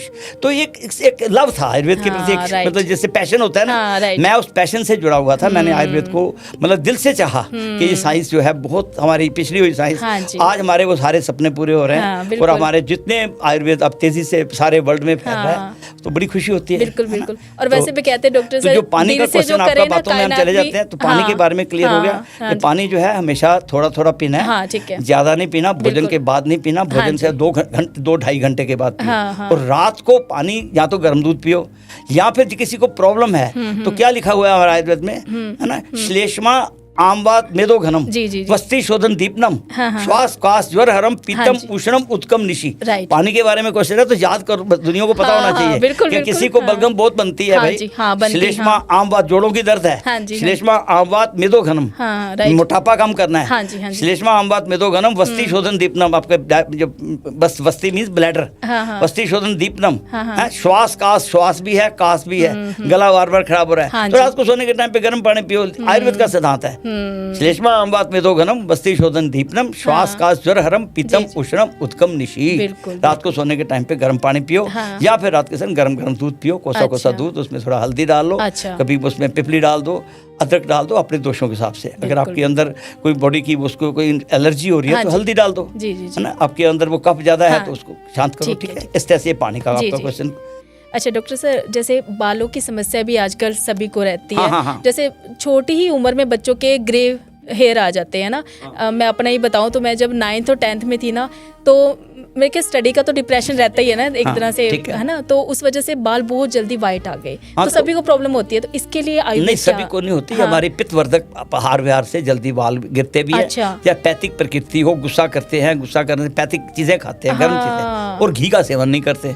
घी जो है वो हमारा जो vitamin A, vitamin D, vitamin E और विटामिन के को कैरी करके ले जाके जाता है। तो घी सबसे बड़ा मित्र है बालों को, अगर ठीक रखना चाहते हो तो देसी घी का सेवन करो, दूध में डाल के घी पियो। सबसे बढ़िया आंवला खाओ, नारियल का पानी पियो, नारियल खाओ खूब, नारियल और आप, क्योंकि इसमें आयरन की भी कमी होती है और हमारे कैल्शियम की भी, तो इसको बढ़ाने के लिए वालों का बड़ा सिंपल सा है। उस पर लगाने के लिए हमारा ब्रह्मी आंवला तेल होता है या भृंगराज का तेल होता है, इसका प्रयोग करते हैं। ऐसे हमारे बाल गिरते हैं तो बाल्टन टाइप के ऐसे लोशन मिलते हैं। तो ऐसी चीजें तो बड़ी जो आयुर्वेद की फिर वो बात आ जाती है कि फिर वो हमारी ब्रांडेड कंपनीज भी बहुत कुछ बना रही हैं, हेयर ग्रोथ के कैप्सूल्स आते हैं, और मतलब जिसमें सब में आंवला होता है मेन, दूसरा नारियल है, तीसरा हमारा जो नेचुरल जिसमें घी है। तो घी जो है वो उसको निकता देता है, क्योंकि हमारे को जो विटामिन एसेंशियल्स हैं जो, क्योंकि वालों का लिंक हमारी अस्थि धातु से है। इसको हमारा वालों का जिक्र कहाँ किया है, जो हमारे अंदर मलकटम मनस्य विनमूर्तम रसस्य तु कफो सज्ज पित्तम मासस्य कमला मत्स्वेदस्तु में से स्यात् किटम केश लोम अस्थनो। केश लोम अस्थनों का जो है अस्थि धातु का मल मानते हैं इसको।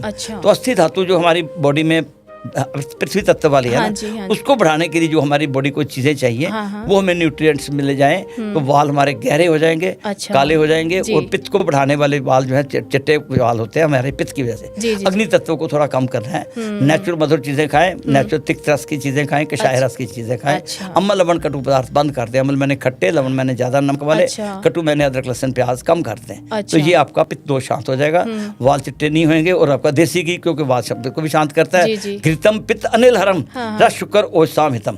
घी जो है 1000 बीमारियों का इलाज है। कहते हैं ना, 100 चाचे थे प्यो, 100 दारू थे क्यों, जो ना करे माँ प्यो करे क्यों। ठीक है, तो घी जो है ना, घी को हमारी बहुत सारी बीमारियों में हम देते हैं। ये हमारा ये फैट दुश्मन नहीं है, ये हमारा बहुत बड़ा मित्र है। हाँ, है ना। हर समस्या हमारे का तो समाधान यहाँ तक करता लिखा है कि यावत जीवेत सुखम जीवेत जी, जी। ऋणम कृत्वा घृतम पिबेत। तो घी को गलत कंसेप्ट बना दिया, डाल दिया कि कोलेस्ट्रॉल बढ़ा, नहीं कुछ नहीं करता ये, हाँ। बल्कि अच्छे कोलेस्ट्रॉल को बढ़ाता है और आपके लिए बहुत हेल्दी है। जी, जी, जी। तो घी का अगर लेते रहेंगे अच्छा, क्योंकि सारे जो फैट है ना, हाँ जो जी। हमारे देखो 2 विटामिन हैं, बी और सी, हाँ। ये तो वाटर सोल्यूबल है। ठीक है। जो आपके इंपॉर्टेंट विटामिन ए है, आंखों के लिए चाहिए, जी। डी है वालों के लिए चाहिए, हाँ विटामिन जी। ए डी ई, हाँ। है ना, वो भी आपके लिए, वो स्किन के लिए चाहिए, के हाँ, बहुत इंपॉर्टेंट विटामिन हैं, ये फैट सोल्यूबल है। जी, तो जी, जब जी। घी नहीं लोगे, हाँ अच्छे फैट लेने हैं जरूरी। जी। तो जो हमारे कार्बोहाइड्रेट्स की डाइट से जो हमारे ग्लूकोज के फैटी एसिड्स बनते हैं, हाँ। जो लिवर में स्टोर होते हैं, वो वाले गलत हैं। जी, वो जो गंदा फैट है, हाँ। वो हमारा लिंक कार्बोहाइड्रेट्स से है, अच्छा। जो कि हमारे ग्लूकोज की ज्यादा मात्रा हो जाती है, ठीक है, इंसुलिन कंट्रोल नहीं कर, वो वाले जो है फैटी एसिड्स बनते हैं, दे आर बैड। उनका ओरिजिन हमारे ग्लूकोज से होता है। ओके। ठीक है। ठीक है। इसका लिंक जो हमारे अच्छे फैट्स है, वो हमें बीमारियों से बचाते हैं। अच्छा। तो मैं ये मैसेज देना चाहूँगा हाँ कि जी। घृत जो है उसका सेवन हमारी जितनी भी बीमारियां जो वात और पित्त से रिलेटेड हैं, हाँ जी। ना, मैंने बताया घृतम पित्त अनिल हरम, हाँ जी। पित्त और वायु दोनों को शांत करती है। घृतम जी। पित्त रस शुक्र, रस धातु जो पहली धातु है, हाँ। जिसका हमारे हृदय से लिंक है। ओके। रस शुक्र ओज सामितम, हमारी ओज होता है सभी धातुओं का सार, हाँ हाँ। ओज को भी बढ़ाने वाला, ओजस्वी चेहरा कहते हैं, चमक दमक है। हाँ। तो दैट इज घी। ओके। तो हमारा जो है घी का सेवन, हमारे जो गीता में एक सूत्र बड़ा सुंदर याद आता हाँ है, जी। युक्त आहार विहार से युक्त चेष्टा सु कर्म सु जी, जी। युक्त स्वपन अबोध से योगा भक्ति दुखा। सो दुखों से दूर होना है, बीमारियों से, दुखों के सुख संग में रोग्यम विकारो दुख में उपचार। दुख जो है हमारी बीमारियां हैं, हाँ, उसको अगर ठीक अपना रखना चाहते हो, अच्छी नींद लो और अपना भोजन जो है युक्त आहार विहार करो, रहना सहना अपना ठीक ठाक हो, ठीक है। तो आपको बीमारियों से बच सकते हो। हाँ। एक बड़ा सुंदर सूत्र है, गीता का ही है हाँ ये जी। भी। कृष्ण भगवान जी ने ये क्या उपदेश दिया, उन्होंने क्या क्या वर्ड बोले, स्निग्धा स्थिरा हृदय आहारा सात्विका प्रिया रसा, रसों से भक्त हो। छठ के 6 रस मैंने बताया ना, हाँ जी। सभी रसों का सेवन करना है। मधुर भी खाना है, अच्छा। अमल भी खाना है, लवण भी खाना है, कटु भी खाना है, तिक्त भी खाना है, कषाय भी खाना है। जी, जी। 6 रसों से पूरा भोजन हो। रसा स्निग्धा, स्निग्ध होना चाहिए, घी लगा होना चाहिए। अच्छा। रसा स्निग्धा स्थिरा, स्थिर हो, बॉडी को स्थिर करने के लिए। रक्षा स्निग्धा स्थिरा हृदय, हृदय को अच्छा लगने वाला। हृदय स्थिरा सात्विक, सात्विक आहार खाओगे जी। तो आपके ये वाल छाल तो बिल्कुल ठीक हो जाएंगे। परंतु उसको अगर लहसुन प्याज अदरक ऐसे मीट वीट खाई जा रहे हैं, ये खा रहे हैं, तो वो करेंगे, तामसिक भोजन करोगे, बासी भोजन करोगे, हाँ, राजसिक और तामसिक भोजन से वाल खत्म होते हैं। अच्छा। और जितने भी आज के फास्ट फूड है, पिज्जा है जो कि हेल्थ को पी जाता है ना, जो हेल्थ को पी जाए दैट इज पिज्जा, है ना। वो जो पी से सारे है ना, पेड़ा पूड़ी पकौड़ा ये सब कुछ जो है, जो बाहर के गंदमंद है, जो टॉक्सिकेशन फूड है, जिसमें प्रोसेस फूड भी आ जाता है, उन चीजों का सेवन ना करें। तीखी पदार्थ जो है, बासी और तीखे पदार्थों का सेवन ना करें। चटपटे पदार्थ जिसे कहते हैं, तो वो हीट को बढ़ाते हैं, उनको ना करें, तो उसमें उसका भी फायदा होगा। जी जी जी। अच्छा डॉक्टर सर, जैसे स्किन प्रॉब्लम है, जैसे एक्ने होता है, पिगमेंटेशन होती है, झुर्रियां पड़ जाती हैं, तो इसके लिए आयुर्वेद में क्या मैंने बताया ना, है? भ्राजिक पित्त, भ्राजिक पित्त को कंट्रोल करना है। अच्छा। मोस्टली जो स्किन के रोग होते हैं कफ और पित्त से रिलेटेड होते हैं। अच्छा, ठीक है। कफ और पित्त को शांत करने के लिए हमें उन रसों का सेवन कराना है, हाँ। जो हमारे कफ को भी शांत करें, हाँ जी। पित्त को भी शांत करें। तो फिर क्या होंगे, अभी मैंने रसों के सारे सूत्र बताए थे, जिससे जो हमारा मधुर रस है कफ को बढ़ाता है। हाँ जी। हमने कफ और पित्त को शांत करना है, तो तिक्त रस है कमाल, bitter, all bitters are miracle.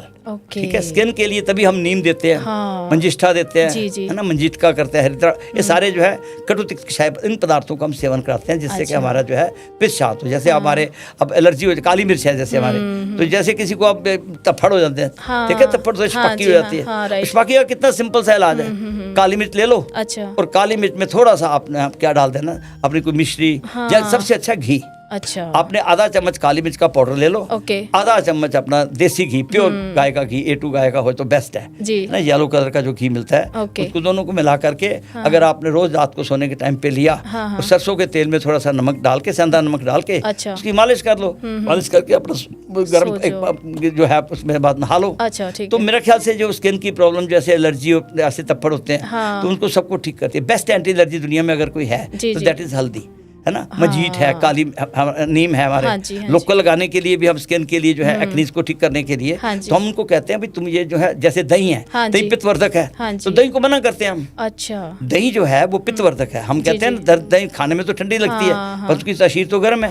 Right right. आपको पता है दही को हमारे शास्त्रों में बड़ा डिटेल में लिखा हुआ है। ये मैं पूछने भी वाली थी आपसे, बहुत अच्छी बात है। दही को अपने स्किन के साथ रिलेटेड है, स्किन बीमारी लानी है तो आपको दही जो है बंद करनी पड़ेगी। दही इसको बंद करने, क्योंकि ये कफ और पित्त दोनों को बढ़ाता है। ओके, ठीक है, कफ को भी बढ़ाता है, स्किन को भी, रक्त को भी खराब करता है। अच्छा। तो दही को जो है नाले वैसे भी ऋतुओं के हिसाब से खाना चाहिए। हमारे शास्त्रों में क्या लिखा हुआ है, हाँ कि जैसे 6 ऋतु है, शिशिर, वसंत, ग्रीष्म, वर्षा, शरद, हेमंत जी। शिशिर का मतलब होता है जनवरी फरवरी। 15 जनवरी से 15 जनवरी जो है शिशिर ऋतु का पीरियड होता है, 15 जनवरी से लेके जनवरी फरवरी, है ना। तो 15 फरवरी हो गया, मार्च तक जो है वो आपका शिशिर ऋतु चलती है। तो शिशिर ऋतु में दही का सेवन कर सकते हैं। अच्छा। शिशिर के पश्चात वसंत ऋतु आ जाती है, वसंत ऋतु में बिल्कुल मना है। अच्छा। ग्रीष्म ऋतु आ जाती है, ग्रीष्म ऋतु में बिल्कुल मना है। फिर वर्षा ऋतु आती है ना, जुलाई, उसमें फिर दही खानी चाहिए क्योंकि वातनाशक है।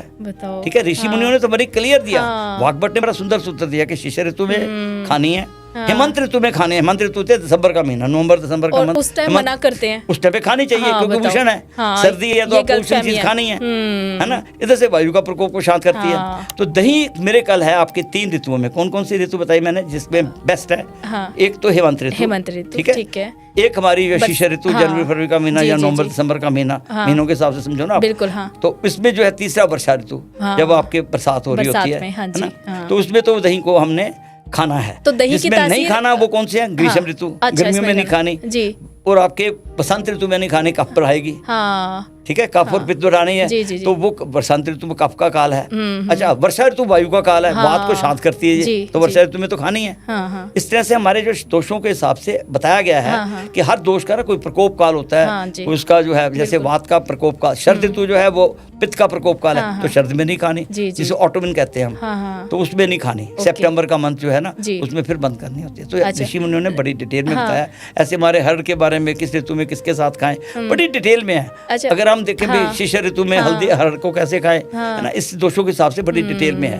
जैसे बताया गया कि शिशिर ऋतु में पिपली के साथ खाएं, वसंत ऋतु में मधु के साथ खाएं। हरड़ जो आती हमारी, हरड़ को तो आयुर्वेद में माँ का दर्जा दिया हुआ है। जिससे माता गृह नसी तस्य माता हरित की, जिसकी माँ घर नहीं है उसकी माँ हरड़ है ना। हरित की मनुष्य नाम माते विद कारणी कदाचित कुप्यति ना उदर से हरित की, है ना। ऐसे हमारे सूत्र दिए हुए आयुर्वेद में। हरित के हरुत की का मुझे कभी भूलता ही नहीं है कि रुक्ष लघु है, उसके लिए क्या है, इसकी पंच रसा लवणा तुवरा परम रुक्ष उष्णा दीपनी मेध्या स्वादु पाक रसायनी चक्षुषा लघुरुषा अग्निचा नोमनी श्वास कास परमे अर्श कुश शोथ उदर कर्मीन विसर्य ग्रहणी रोग विबंध विषम जौरान गुलम त्रिषा शर्दु हिका कंडो हृदम्यान कामलाम शूलम लहाचा प्लियाचा जक्रत तथा अश्वी मूत्र किश्चा मूत्र खाचा नाशत। मैंने आपको इस सूत्र से लोग में 55 बीमारियों का नाम लिया है। 55 बीमारियां कल ही हरड़ से ठीक कर सकते हैं। इस हरड़ से जिसका हमारा बेस बना है, तिफला बनता है ना। आज हमारे अमृत कलश देते हैं, हरड़ पड़ती है उसमें, ब्रह्म रसायन बनती है, हरड़ बनती है। रसायन औषधियों का हमारे आयुर्वेद में जिक्र है बड़ा।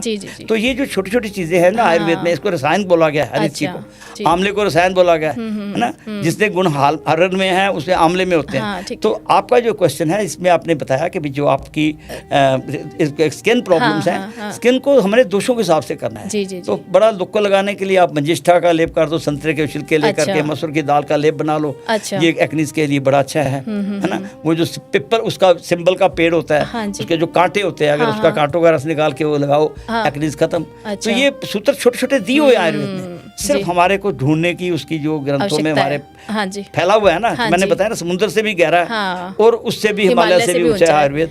तो इसको इसकी जो स्टडी है वो मतलब इसके लिए मिथ बहुत है दुनिया में। मैं कई बार मेरे पास पेशेंट्स आते हैं, अभी पीछे कोई बात हो रही थी, मुझे कोई कह रहा था तो ये आयुर्वेदिक दवाइयां जो है ना वो किडनी खराब करती है ना आपकी, ये इसके पर मैं बड़ा हैरान हुआ। मगर यार भारत में तो चलो आयुर्वेद मान लिया, अब बाहर के देशों में तो इतनी आयुर्वेदिक बल्कि सब केमिकल बेस्ड ड्रग्स खा रहे हैं, वो सब डायलिसिस सेंटर बाहर खुले हुए हैं। जितना बाहर के देशों में किडनी खराब हो रहे हैं, और आज मॉडर्न मेडिसिन का प्रचार, यहाँ पे भी जो केमिकल्स बेस्ड है, और किसी को ब्लड प्रेशर की दवाइयाँ दी जा रहा है, पेन किलर्स दिए जा रहे हैं, किसी को डायबिटीज की, सबको किडनी खराब हो रहे हैं। तो वो प्रचार किसका हो रहा है? किडनी को तो आयुर्वेद दवाइयों से ठीक करते हैं हम तो कासनी का जो चूर्ण देते हैं उससे तो हम ठीक कर रहे हैं। हम तो उसके जो जड़ी बूटियां पुनर्नवा है हमारे, तो वो जो सर्वतो है ना, सर्वतोभद्र रस है, तो वो तो हम तो उसे ठीक कर रहे हैं अभी। तो किडनी का कोई लेना देना नहीं है आयुर्वेदिक। हाँ, आयुर्वेद की कच्ची भस्में अगर बनी हुई हैं, किसी ने भट्ठी लगा रखी है घर में, और अगर ऐसी कोई भट्ठी वाली कोई भस्म बना के किसी को देता है, वो नुकसान करती है।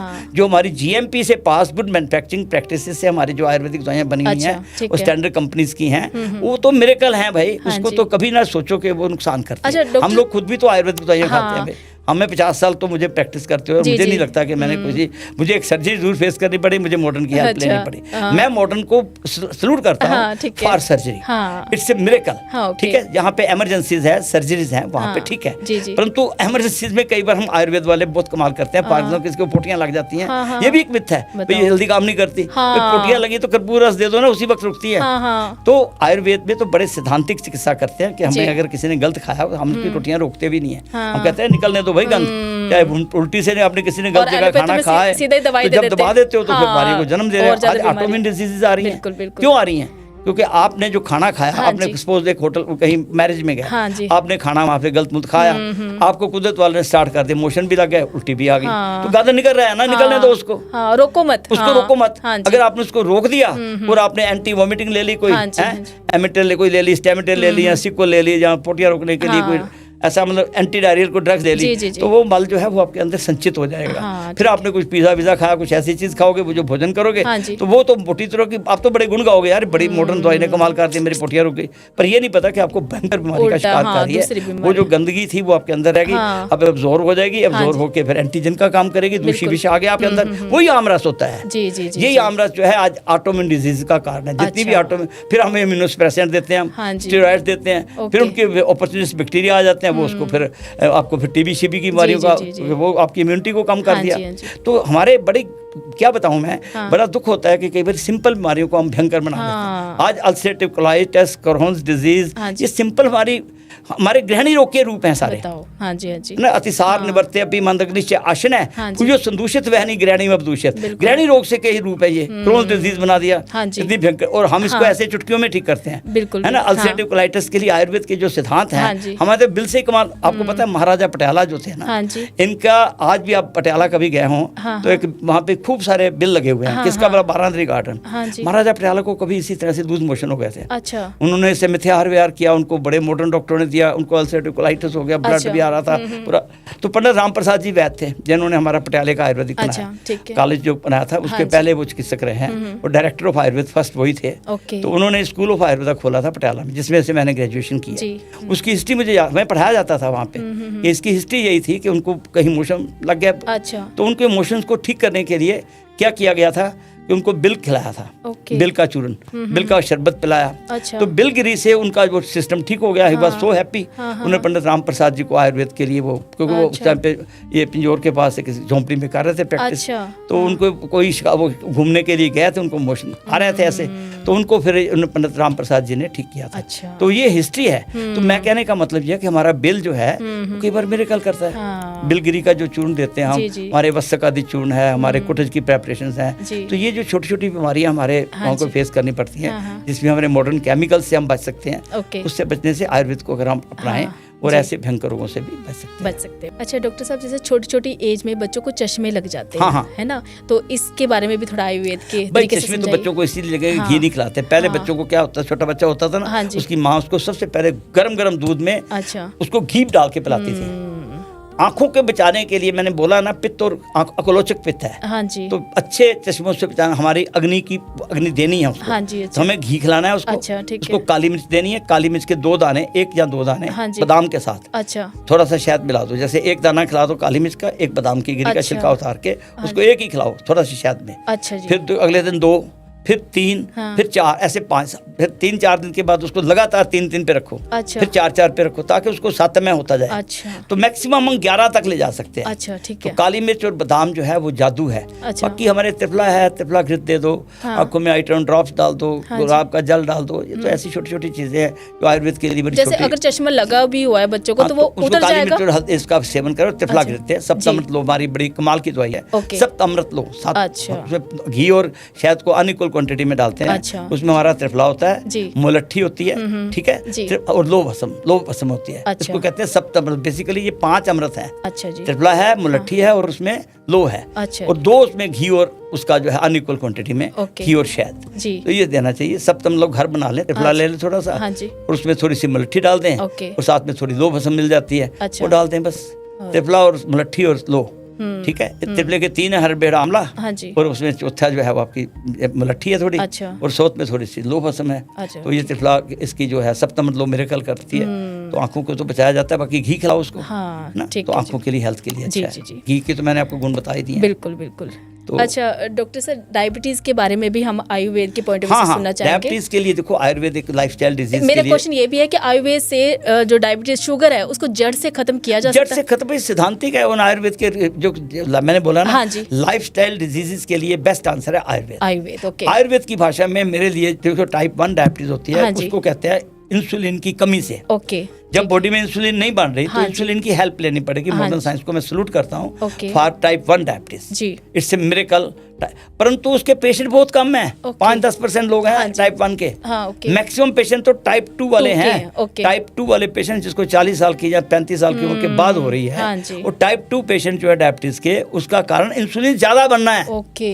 आप सुन के हैरान हो जाएंगे, आज कोई डॉक्टर कोई भी नहीं देखता, सब क्या कराते हैं, फास्टिंग इंसुलिन, फास्टिंग शुगर करा लो, हाँ जी। फास्टिंग करा लो, पीपी करा लो, और साथ में HbA1c करा लो, 7 दिन का करा लो। हाँ जी। तो ये नहीं है। सबसे इंपॉर्टेंट क्या है, it is cause is fatty liver. Okay. आपकी बॉडी में कार्बोहाइड्रेट ज्यादा बन रहा है, हाँ जी। और उसका सबसे इंपॉर्टेंट टेस्ट क्या कराना चाहिए, फास्टिंग इंसुलिन करवानी है। ओके। और फास्टिंग इंसुलिन 5, 6, 7 से ज्यादा नहीं होनी चाहिए। एक आदमी की अगर फास्टिंग इंसुलिन ज्यादा आ रही है, मतलब खाली पेट है, तो इंसुलिन क्यों बढ़नी है? हाँ। इंसुलिन का ज्यादा बनना, हाँ जी। Insulin resistance okay. Is the cause of type 2 diabetes. Type 2 diabetes जिसके 90% लोग हैं, 80 से 90% लोगों को हम रिवर्स कर सकते हैं। सिर्फ उसका आयुर्वेद में उसका कारण से है अजीर्ण। अच्छा। जो आपने खाना खाया वो हाँ जी। पूरा था जीर्ण नहीं होया, हाँ उसका पाचन नहीं हुआ। अगर आपका विदग्धा विष्टब्धा जीर्ण है, तो उसका मतलब बॉडी में वात की वजह से है। हाँ। अगर वो विदग्धा जीर्ण है, खट्टे डकार आ रहे हैं, तो पित्त की वजह से है। अच्छा। है जीर्ण, इंडाइजेशन है। हाँ, हाँ। अगर आपने इंडाइजेशन को जीत लिया, हाँ जी। भोजन पचने लग गया, आपको जितना खाया वो हजम कर लिया, डाइजेस्ट हो गया। हाँ जी। ठीक है। हाँ जी। आयुर्वेद प्रिंसिपल्स पे खाना खाना शुरू करो। क्या कहा है, रस्या स्निग्धा स्थिरा हृदय आहारा सात्विका जी, प्रिया। जी। अब वो जो है, जिसको डायबिटीज है हाँ टाइप जी। 2, हाँ जी। उसके अंतर्गत तो हमारा टारगेट ये होना चाहिए कि उसको कार्बोहाइड्रेट्स बंद कर दो। ओके। भाई जो भी सीरियल्स है, गेहूं है, चावल है, अनाज है, कौन कहता है कि रोटी को हम खा रहे हैं? हाँ। हकीकत में रोटी हमें खा रही है। तो रोटियां जो है ना, हमारी एक रोटी खाते हो तो उसमें कम से कम 4 से लेकर 6 चम्मच चीनी जाती है आपके अंदर, ग्लूकोज। जब आपने 4 रोटियां खा ली, तो आपने अगर 4 भी गिनो तो 4 16 चम्मच चीनी खा गए आप। बॉडी को चाहिए सिर्फ 1 ग्राम, 5 ग्राम सिर्फ सारी बॉडी को। तो आपने एक तो अन्न को कम करना है, अनाज को, चाहे वो रागी है, चाहे पोहा है, चाहे चावल है, चाहे बने हुए आज के दलिए चलिए, सब बकवास है ये। अच्छा, ठीक। सारी चीजें जितना भी जब तक अनाज, चाहे दुनिया भर के मिलेट्स हैं, हाँ, हाँ। सब में अल्टीमेटली ग्लाइसेमिक इंडेक्स बढ़ता है। हाँ जी। अगर इसको ठीक करना है, डायबिटीज को खत्म करना है, तो आयुर्वेद सिद्धांत कहता है वातिक डिजीज है ये। अच्छा। वातिक डिजीज के लिए आयुर्वेद क्या कहता है कि आयुर्वेद घी कहता है, लो अच्छा। घी को सेवन करो। अच्छा। घी का सेवन करो, दूध में हल्दी डाल के पियो। सबसे अच्छा चीज है कि स्टार्ट करो। अच्छा। आपने बादाम, काजू, अखरोट, किशमिश, अंजीर, ओके। स्टार्ट में पहला दिन के आप बादाम खाओ, पानी में छिलका उतार दो, 15-20 बादाम ले लो। हाँ, हाँ। बेस्ट है, बेस्ट ओके। डायबिटीज वालों के लिए बादाम इज ए मिरेकल। ओके। काजू भी आप बिना नमक लगाए अच्छा। 4-5-6 ले लो, अखरोट भी 2-4 ले लो, ठीक है। अंजीर एक आधा पीस ले लो, आधा पीस ले लो। ओके। अच्छी खजूर, मेडाजोल खजूर खा लो एक आधी, है ना। आपको खुरमानी खानी आधी खा लो, हाँ। है ना। ऐसी चीजें खा अच्छा, लो, थोड़ी डॉक्टर एक आधा दाना काली मिर्च हाँ, का भी डाल एक लो, थोड़ा ताकि सा- सारी एब्जॉर्प्शन हो जाए। हाँ जी, एक थोड़ा सा और कंफ्यूजन है, जैसे शुगर जिनको होती है उन्हें मीठा खाने का भी मन करता है, तो तब उन्हें क्या कैसे? फलों का मीठा खिला तो रहा हूँ। अच्छा। कहा नहीं रहा, खजूर बोला है मैंने, हाँ, हाँ, अंजीर, हाँ, केला भी बोल रहा हूँ। मैं तो कह रहा हूँ टाइप 2 वालों अच्छा, को मना हाँ, नहीं है। अच्छा। टाइप 1 वालों को, क्योंकि उनका इंसुलिन नहीं बनता, हाँ। उनको इंसुलिन नहीं बनने वालों को तो हमें देनी होती हैं ऐसी चीजें। अच्छा। जैसे करेला नीम भी देते हैं, तो टाइप 1 वालों की जाकर इंसुलिन बने। हाँ, अब ठीक है। टाइप 2 वालों को करेला नीम खिलाई जा रहे हैं, गलत है। आयुर्वेद में वात को बढ़ाएगा, अच्छा। वात वर्धक है करेला नीम जामुन वगैरह जो फार्मूले बने हाँ, हुए हैं। हाँ। मैं तो उसके अगेंस्ट बोल रहा हूँ। हाँ। मैं तो कह रहा हूँ सबसे पहले आपको इंसुलिन कम करनी है। अच्छा, ठीक है। इंसुलिन का रेजिस्टेंस है, आपकी बॉडी में इंसुलिन ज्यादा बन रही है। हाँ जी। सबसे पहले जब कोई डायबिटीज का पेशेंट आता है, हाँ जी। उसको भूल जाओ HbA1c करानी है। अच्छा। उसको भूल जाओ कौन सा वाला ये वाला जो अपने शुगर पीपी करानी है, फास्टिंग हाँ। उसके चक्कर में मत उलझो। उसका फास्टिंग इंसुलिन चेक कराओ। अच्छा। उसको फास्टिंग इंसुलिन अगर 5-7 से ज्यादा है, अगर उसको कम करना है। अच्छा। टारगेट हमारा। और इंसुलिन तभी बढ़ती है जब आपके अंदर ग्लूकोज ज्यादा बन रहा होता है। अच्छा। इंसुलिन तभी बॉडी में ज्यादा बनती है। और मैं बोल रहा हूँ ना, हाँ जी। फास्टिंग देखो नंबर 1 वाले जो पेशेंट है आज हाँ क्या जी। हो रहा है, हाँ। डायबिटीज के पेशेंट को मॉडर्न केमिकल्स में हमें अक्सर जो मेडिसिन दी जाती है, पहले मेटफॉर्मिन है। वो कहते हैं लिवर से भाई मत बाहर नहीं आना, है ना, लिवर के ऊपर वो कर रही है, ठीक है। हाँ जी। उसको रोकती है ग्लूकोज को वहां से आने के लिए। अच्छा। मतलब मैनेजमेंट कर रहे हैं, हाँ, क्योर नहीं कर रहे हैं। डायबिटीज से क्या है, पहले क्या कि जो मेडिसिन चली हुई है, पहले हाँ। क्या है मेटफॉर्मिन, फिर हमारी दूसरी जो आती है ग्लिमिप्राइड, है ना, फिर आती है सिटाग्लिप्टिन, है ना, गिल्टा, फिर हमारे इंसुलिन के टिकट। टाइप 2 वालों को इंसुलिन देना पाप है। अच्छा। उनकी फास्टिंग इंसुलिन तो ऑलरेडी ज़्यादा है, उनको क्यों ठोके जा रहे हो इंसुलिन? तो यहाँ पे मैं आपके थोड़ा सा मेरा मतभेद है। हाँ जी। कि भाई जब टाइप 1 वालों के लिए इंसुलिन बनी थी, हाँ। उनको तो बनती नहीं है। इन बेचारों की तो इंसुलिन ज़्यादा बनती है, इनको रेजिस्टेंस है इनका। इनको तो शरीर को पतला करो भाई, उनको अनाज ग्लूकोज बंद करो उनका। अच्छा। उनको हाई प्रोटीन, हाँ जी। हाई फैट, हाँ। और हाई फाइबर डाइट देनी है। अच्छा। हाई प्रोटीन उसको दो, चाहे वो नॉन वेजिटेरियन अंडा खाए, अच्छा। मीट खाए, चिकन खाए, जो मर्जी खाए। अच्छा। अगर उसकी बॉडी में, अगर उसका वेजिटेरियन है तो हाँ। काले चने खाए, उसका जो कोई बेसन का चिल्ला बना के खा ले, अच्छा। सवेरे ब्रेकफास्ट बेसन का चिल्ला। हाँ जी। या फिर सिंपल कोई परोंठी जो कि स्टफ्ड हो, जैसे घी से स्टफ की हो, हाँ। मूली से, क्योंकि ग्लाइसेमिक इंडेक्स बहुत अच्छा, कम है। परोंठी के बारे में हमें परोंठी अनाज मैं बता बताइए रहा कि हूँ, गेहूं चाहे का? जो भी हो, गेहूं अच्छा। की हो जाए, एक परोंठी खिलानी है बाजरा यार, या उसको तो गेहूं, जो अगर मर्जी। आपने सुक्की खिलाओगे तो गुड़ ज़्यादा अच्छा, बढ़ेगा। ठीक अगर है। आपने घी डाल दिया तो हाँ उसका जी। ग्लाइसेमिक इंडेक्स कम हो जाएगा। ओके, तो ठीक है। जो खिचड़ी भी खिलानी है, चावल खिलाना, तो घी डालो खूब। अच्छा। तो यूँ खिचड़ी में घी डालने का रवाज था।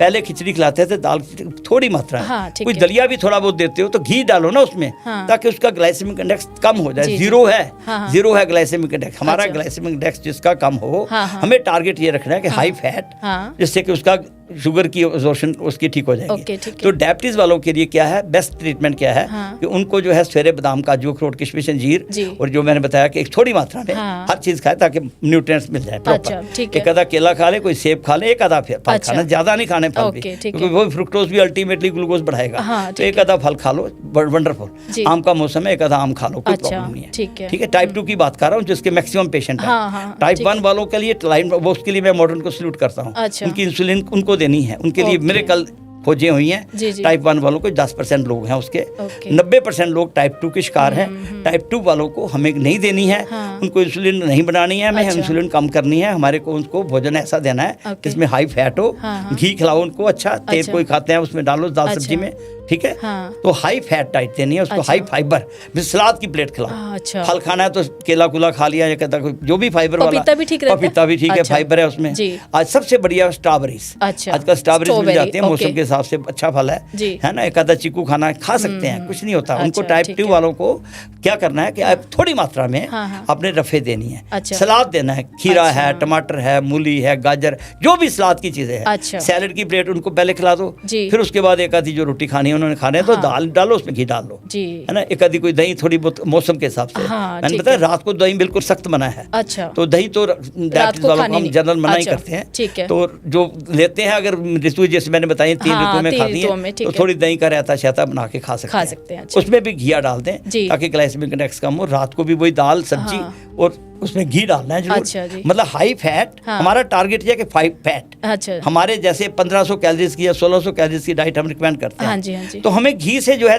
300-400 जो कैलोरीज हैं घी से आनी चाहिए, अच्छा। दूसरे अच्छे फैट से, जी। बादाम काजू से। जी, जी। जो बाकी हमारी जो कैलोरीज आनी चाहिए वो कहाँ से आनी चाहिए, प्रोटीन से। ओके। और फिर हमारी जो कैलोरीज जो है वो हमारे कार्बोहाइड्रेट से थोड़ी तो आएंगे, 300-400 ले लो, बिल्कुल, बिल्कुल। डिवाइड करो ना। हाँ जी। फैट से उससे फाइबर खाओ। हाँ। इससे गोल का छिलका जरूर लो खाना खाने से पहले। अच्छा। डायबिटीज वालों को इस सब गोल का छिलका, क्योंकि वो फिर एब्जॉर्प्शन नहीं होने हाँ, देती, ठीक आम रस है। की एब्जॉर्प्शन नहीं होती, अच्छा। और पोटी से निकल जाता है वो अच्छा। सारा। तो उसकी जो एब्जॉर्प्शन रुकी, जो हाँ। सिटाग्लेप्टिन काम, वो हमारा इस सब गोल का छिलका कर हाँ, देगा। ठीक तो है। इस सब गोल का छिलका देना होता है भोजन जी। से पहले। ठीक है। और एक हमारी रफे ज़्यादा देनी है, हाँ। फाइबर ज़्यादा देनी है। ओके। और हमारे जो है विटामिन ए और डी का, विटामिन डी का ध्यान रखना है, वो हाँ। उसको ले जाने वाला घी है। अच्छा। घी आपका बिना विटामिन डी खाते रहो जितनी मर्जी, अच्छा। जब तक घी नहीं खाओगे विटामिन डी अब्सॉर्ब नहीं जाएगा होने नहीं। वाली। अच्छा। ना ही आपकी विटामिन ए। गाजर का जूस पिला दो, गाजरें खिला दो, कुछ नहीं होने वाला। अच्छा। क्योंकि ए ने तो जाना ही नहीं है, वो तो हाँ। absorb- वो तो हाइड्रोफोबिक है, पानी हाँ से जी। तो डरता हाँ, है। हाँ। ए और डी पानी से भागता है। अच्छा। तो उसको तो घी चाहिए, हाँ। तो घी नहीं दे रहे हैं दोस्तों।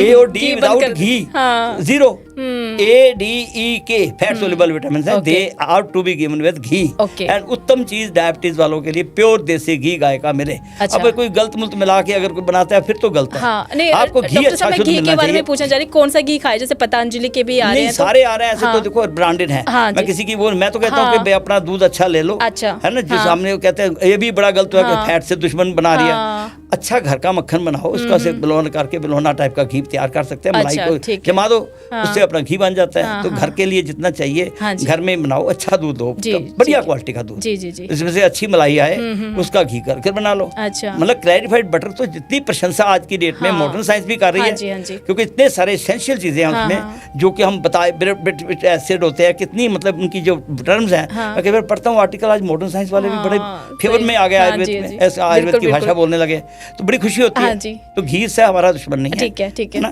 तो उनको घी खिलाना है, हाई फाइबर देनी है और प्रोटीन देनी है, दालें देनी है। दाल दे सकते हो, पर दाल में भी 50-50 कार्बोहाइड्रेट होता है, 50 प्रोटीन होते हैं। दाल की मात्रा मतलब ठीक मात्रा, सब्जियां खूब दो, रफे ज्यादा जाए, जितनी भी सब्जियां, जैसे घिया है, काली तोरी है, टिंडे हैं, परवल की सब्जियां है ना, जो पेठा है, pumpkin is a miracle, pumpkin खिलाओ, पंपकिन की रोटी बना के दे दो, कभी घिया की रोटी बना के दे दो, कभी वो उसमें मूली की रोटी बना दो, है ना। ऐसी जिसमें रफेज हो, मैंने बार बार बोला कि रफेज जैसे मिरेकल, फाइबर जिस फाइबर हो, ठीक है। फाइबर में 2 कैलोरीज हैं सारी फाइबर में, तो फाइबर भी आपने को देनी है और फैट भी अच्छा देना है, ठीक है। और उसको जो है मतलब कुछ मात्रा में फल भी खाने हैं, ठीक है। एक टाइम पे 1 आधा फल खा लें, दैट्स वंडरफुल। सेब खा सकते हैं, पपाया खा सकते हैं, कोई भी फल। मैं तो कहता हूँ एक फल खाना बदल बदल के खा लो, केला भी खाना चाहिए, मूड है तो खा लो भाई, मीठे खाने के बड़ा शौक है तो ले लो एक आधा चीकू का पीस। अच्छा डॉक्टर साहब, जैसे नींद ना आने की भी प्रॉब्लम आजकल बहुत से है ना, यंग जनरेशन को भी रहती है और ओल्ड एज तो रहती है थोड़ी। हाँ जी, तो इसमें क्या मनीषा जी ऐसे है, आयुर्वेद में 3 पिलर्स ऑफ आयुर्वेद का है। तो उसमें पहला है आहार, आहार के बारे में हमने काफी डिस्कस कर लिया। दूसरा पिलर हमारा है नींद। नींद जो है सबसे इम्पोर्टेंट पिलर। हमारे छोटा बच्चा होता है ना, 20-22 घंटे नींद उसको लेनी होती है बिल्कुल। दिन में सोने के लिए हम मना करते हैं आयुर्वेद में, ग्रीष्म ऋतु को छोड़ करके बाकी ऋतु में हम कहते हैं कि दिन में नहीं सोना चाहिए। क्योंकि हम दिन में सोने से जो है ना, रात को जागरण करेंगे तो वात का प्रकोप होगा। आज क्या हो रहा है कि अमेरिका में कोई पढ़ा कर रहा है, कोई कहाँ के बच्चे लगे हुए हैं कंप्यूटरों के ऊपर, तो वो उनके अमेरिका को खुश करने के लिए रात को जाग रहे हैं, तो वात तो बढ़ेगी उनकी, है ना, रात्रि जागरण से। तो नींद का सबसे बड़ा कारण हमारा मोबाइल है। इसको और ये जो कंप्यूटरों से अपना दूर हो जाओ। 7-8 बजे तक अपना खाना भोजन, जैसे दिन बना हुआ है ना, दिन हमारा किसके लिए है? काम करने के लिए। रात बनी है सोने के लिए। तो रात को सोने के लिए रात को खाना 6-7 बजे तक सूरज के टाइम पे खत्म कर दो। डायबिटीज वालों के लिए भी बता रहा हूँ। और जमीन को टच जरूर करो। जमीन पे आप हमारे जो है ना, नंगे पाँव जमीन को टच करना है, 15 मिनट 20 मिनट वॉक करनी है। आपके क्योंकि इलेक्ट्रोमैग्नेटिक वेव सारा वो अर्थ ले लेती है। आपको पता है कि अगर हम दूसरे देश में कहीं जाएं तो हमारे को जो जेट लॉग हो जाता है, आप सिर्फ चप्पल उतार के उस एरिया की जमीन पे घूमने लग जाओ, आपका अपने आप ही ठीक हो जाता है, क्योंकि उसमें वो कर जाती है, नेचर उसके साथ जुड़ जाती है। तो इस तरह से हमारा जो है ना सैद्धांतिक ये है कि सवेरे जैसे उठे, जो आयुर्वेद की दिनचर्या लिखी हुई है उसका पालन करें। मतलब सवेर के 7 बजे से लेकर शाम के 7 बजे तक आप खाना खत्म कर दो। जो खाना है वो हमारा उस टाइम पे फीडिंग कर, फिर आपको 12 घंटे कम से कम रेस्ट मिल जाएगी। आपकी इंसुलिन नहीं बनेगी, सारा कुछ सिस्टम। नींद अगर प्रॉपर लेनी है तो रात का खाना 7 बजे तक खत्म कर दो। जो टीवी है या ये आपकी जो भी पड़ी हुई आपकी जो इंटरनेट जो सारी मोबाइल का है, ये जो इसकी रेज पड़ती है, क्योंकि पिनियल ग्लैंड में मेलाटोनिन होती है जिससे नींद आती है। मेलाटोनिन को ठीक करने के लिए हमें जो है इसकी लाइट से दूर होना पड़ेगा। तो लाइट जो है अंधेरे में, क्योंकि अंधेरा हो जाता है ना, तो वो ऑटोमेटिकली गहरी नींद के जो सेंटर जाग जाते हैं। सवेरे जब उठते हैं तो हमारे सारा हार्मोन निकलते हैं, पिट्यूटरी ग्लैंड एक्टिव होता है। तो ठीक है, रात को सोने पे हमें जो है नींद सोना है, तो इसके लिए फिर हमें टाइम पे उसका खाना जो है खाते हैं, उसके बाद 2 घंटे बाद आप सो सकते हैं। जी। ठीक है, तो नींद बड़ी अच्छी आएगी। नींद के लिए वैसे आयुर्वेद में अगर सूत्र कहो तो पिपला मूल चूर्ण है, यहाँ सारस्वत चूर्ण आता है, सारस्वत अरिष्ट देते हैं हम, है ना, ऐसी चीजें हम देते हैं। हम जो है जटामासी के योग हैं, ज्योतिषमती है, ज्योतिषमती का तेल देते हैं। इस तरह की ड्रग्स हैं, अलर्ट, ऐसी कई दवाइयाँ कंपनियों ने बनाई हैं। तो वो हमारा टारगेट सिर्फ ये है कि हमें पिपला मूली से मेरे कल, जटामासी, तगर बहुत अच्छी है, टैगरिल ना, तगर वलेरियाना कहते हैं उसको, एक जड़ी बूटी है। अश्वगंधा भी बहुत अच्छी है, रात को सोने के टाइम पे ले सकते हैं।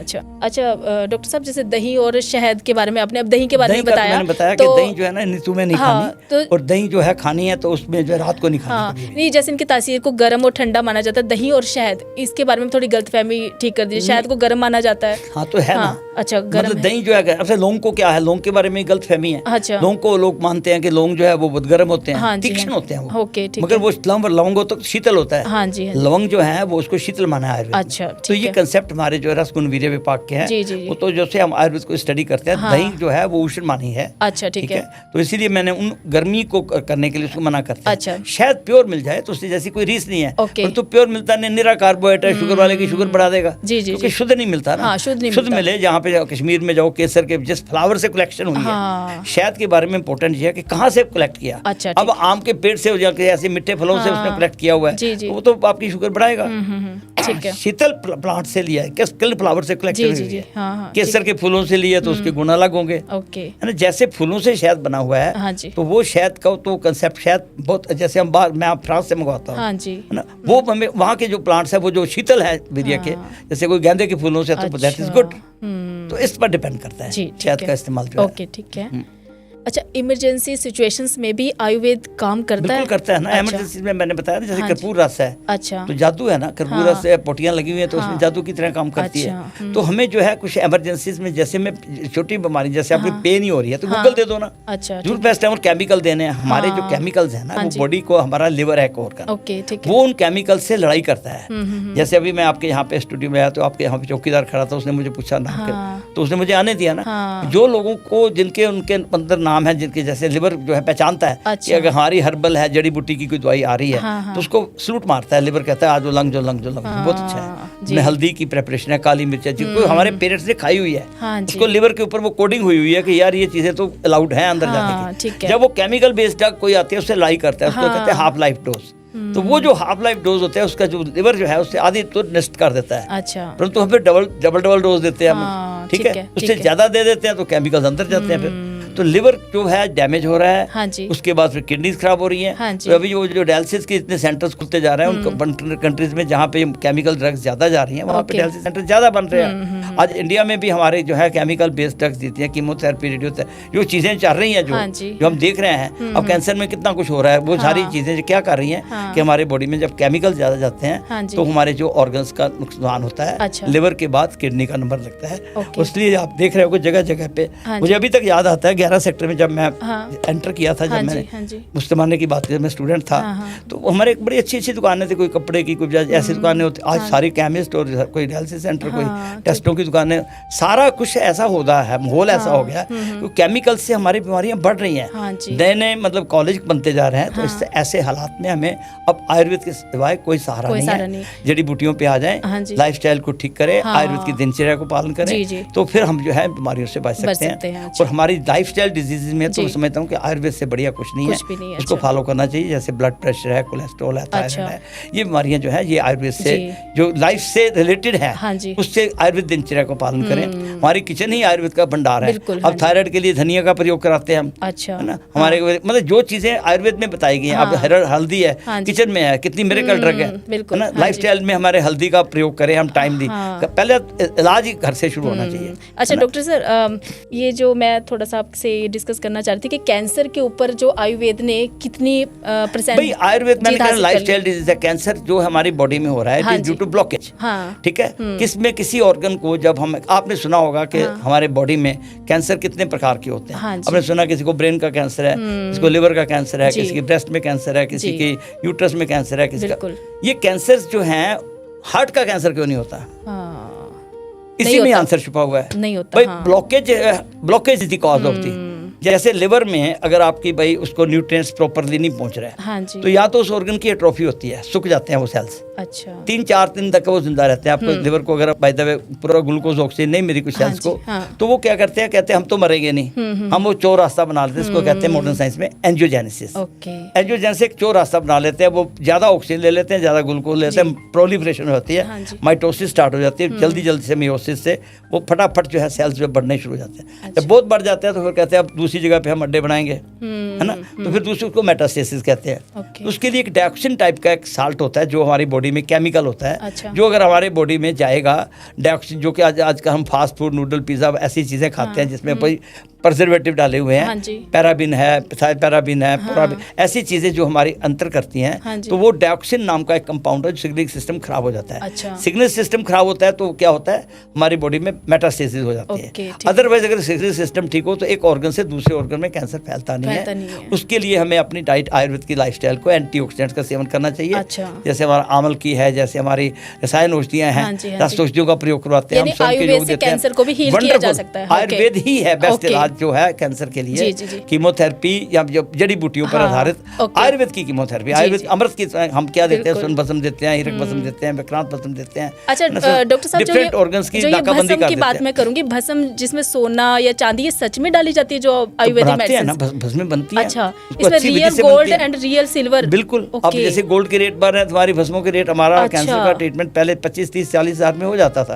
अब जैसे सोने के रेट बढ़े हैं तो रेट भी बढ़ गए, क्योंकि जब हमारी जो बेस्ट चिकित्सा है, जो आयुर्वेद कीमोथेरेपी है, वो रस औषधियों पे। ओके, ठीक है। रस औषधियों का प्रयोग करते हैं। खाना कितना सेहतमंद है? अमृतकलश ही है ना, च्यवनप्राश है, कोई भी जो, क्योंकि इसमें आंवला है, आंवला है, इसमें हरित की है, ये जड़ी बूटियों पर ब्रह्मी है। तो हमें कोई बेस्ट च्यवनप्राश भी बता दीजिए। आंवला अच्छा है, दूध पेशेवर वालों का बहुत अच्छा है। डाबर का भी सभी कंपनियां हाँ बनाते हैं, जो भी बनाते हैं, घर के कोई बनाता है, कोई रीजन से बनाता है तो वो अच्छा मिलता है, बहुत अच्छा रहता है। अच्छा डॉक्टर साहब, थोड़ा सा आप रैपिड फायर कर लेते हैं। हाँ, एक लाइन में आप आंसर दीजिएगा, ठीक है? वन बेस्ट डेली हैबिट, कोई एक डेली हैबिट। बस टाइम पे उठो, जल्दी, ब्रह्म मुहूर्त उत्तिष्ठे स्वस्थ रक्षणार्थ आयुष है। अगर आप हेल्दी रहना चाहते हो तो ब्रह्म मुहूर्त में उठो। पहला नियम तो आयुर्वेद का यही है। उषा पान करो, एक गिलास पानी पियो, फिर अपना उसके बाद अपना गंडूज धारण करो, मुंह में जो कोई ऑयल पुलिंग कहते हैं हम इसको, क्योंकि फैट, सारी गंदगी, हमारे टॉक्सिन जो है सारे निकल जाते हैं। कोई भी ऑयल पुलिंग करो, फिर उसके बाद मालिश करो, अभ्यंग करो, है ना। भोजन से पहले मैंने बताया कि अदरक खाओ, है ना। भोजन के जो अंत पहले स्टार्ट करो पानी से, लंच के बाद अपना तक्कर में छाछ एक गिलास पियो, रात को सोने पे गर्म पानी पियो, ये बहुत अच्छी हैबिट है। और टाइम पे सो जाओ, रात को 10 मीन्स बस 10 बजे सो जाओ, 4, 5, 6 बजे तक उठ जाओ। सूर्य निकलने से पहले, सूर्य निकलने से 45 मिनट पहले उठ जाओ, और उस मौसम के हिसाब से तो आपकी हेल्थ बिल्कुल ठीक रहेगी। बेस्ट हैबिट है। अच्छा, नेक्स्ट है one easy home remedy for good health, कोई एक ऐसी होम रेमेडीज तो सबसे अच्छी जो है आपकी हल्दी है। अच्छा, है ना, ठीक है, जैसे या घी है। ओके, होम रेमेडीज का सबसे बढ़िया है हल्दी। हल्दी is the best anti allergy, anti histamine, antiseptic, antibiotic, anti inflammatory, analgesic and anti cancer. आज कैंसर में हम हल्दी और काली मिर्ची दे रहे हैं, खास करके लंग कैंसर में। Which food oil is good for health?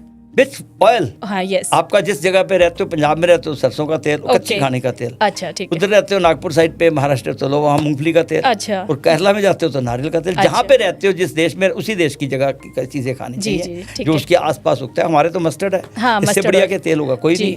आप ये रिवाज चला हुआ है, कोई पिए जा रहा है, क्या इतना क्या तेल आता है, जैतून का तेल, इतना गर्म है, और ठंडे देशों के लिए भाई तुम क्यों ले रहे हो जैतून का तेल? अच्छा, कपास तेल, जो कपास से बिनौला तेल है, बहुत ठीक है, बहुत ठीक है। अच्छा, हमारे पंजाब के कपास तेल जो है ना, वो उसके लिए अच्छा। कोई एक जड़ी बूटी जो सभी के लिए फायदेमंद है, जो घर में 45 बीमारी तो सुना, रेत की 5 रसायन तुरंत बताया तो मैंने, 55 बीमारियां ठीक करती है, हरड़ से बेटर क्या है।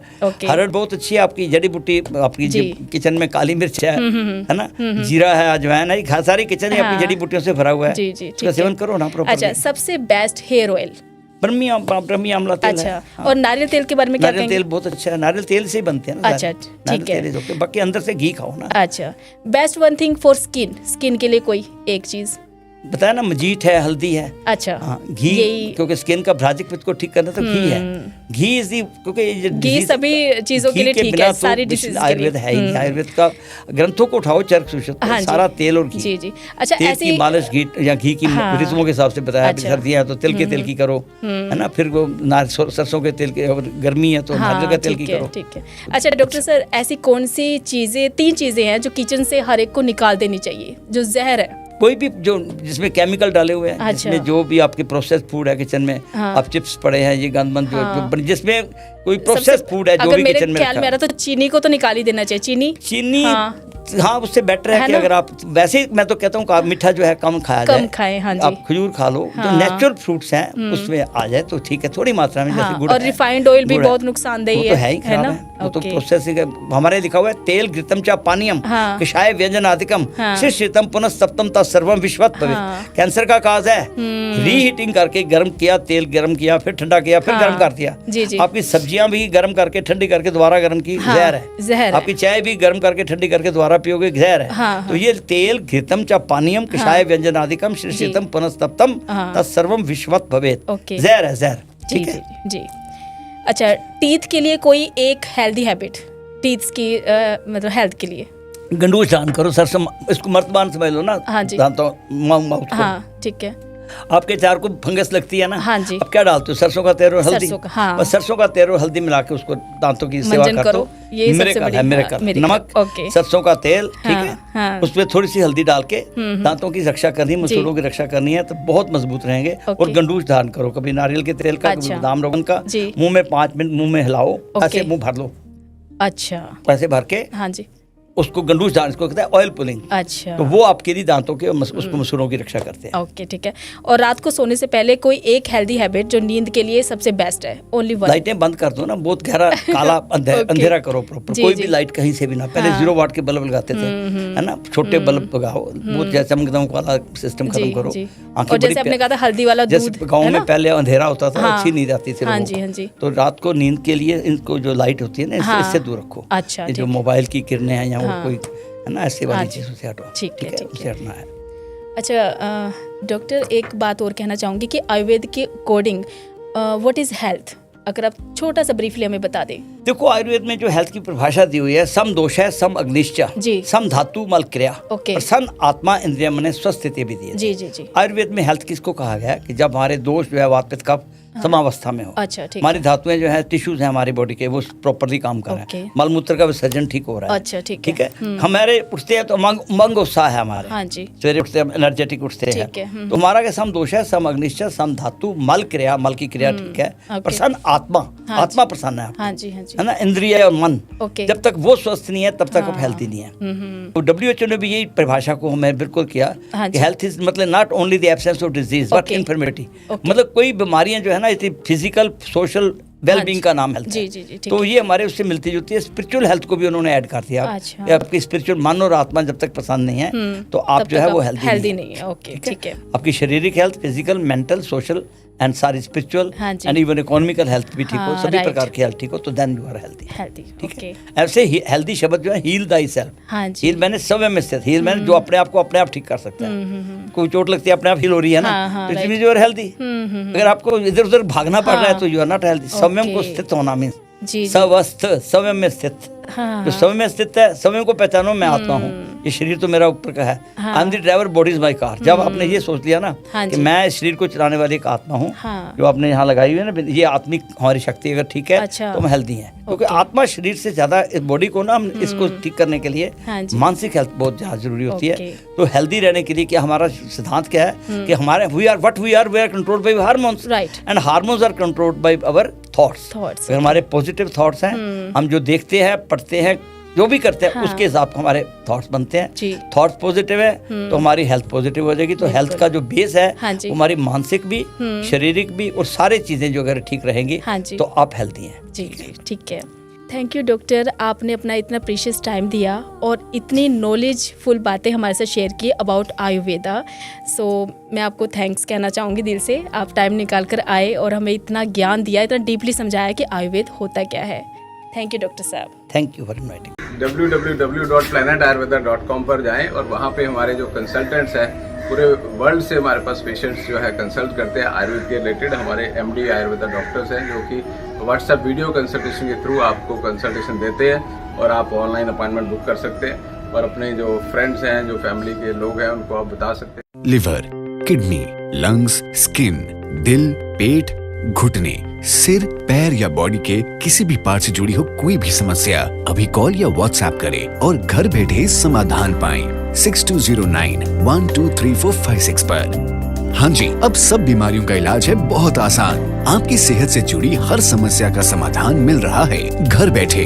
अब आप दुनिया के किसी भी कोने से टॉप प्लैनेट आयुर्वेदा एक्सपर्ट से ऑनलाइन बात करें, परामर्श लें और दवा की भी करवाएं होम डिलीवरी। हेल्थ प्रॉब्लम्स कोई भी हो, सोल्यूशन सिर्फ एक, www.planetayurveda.com। पूरे प्लैनेट की सेहत का नंबर 1 साथी।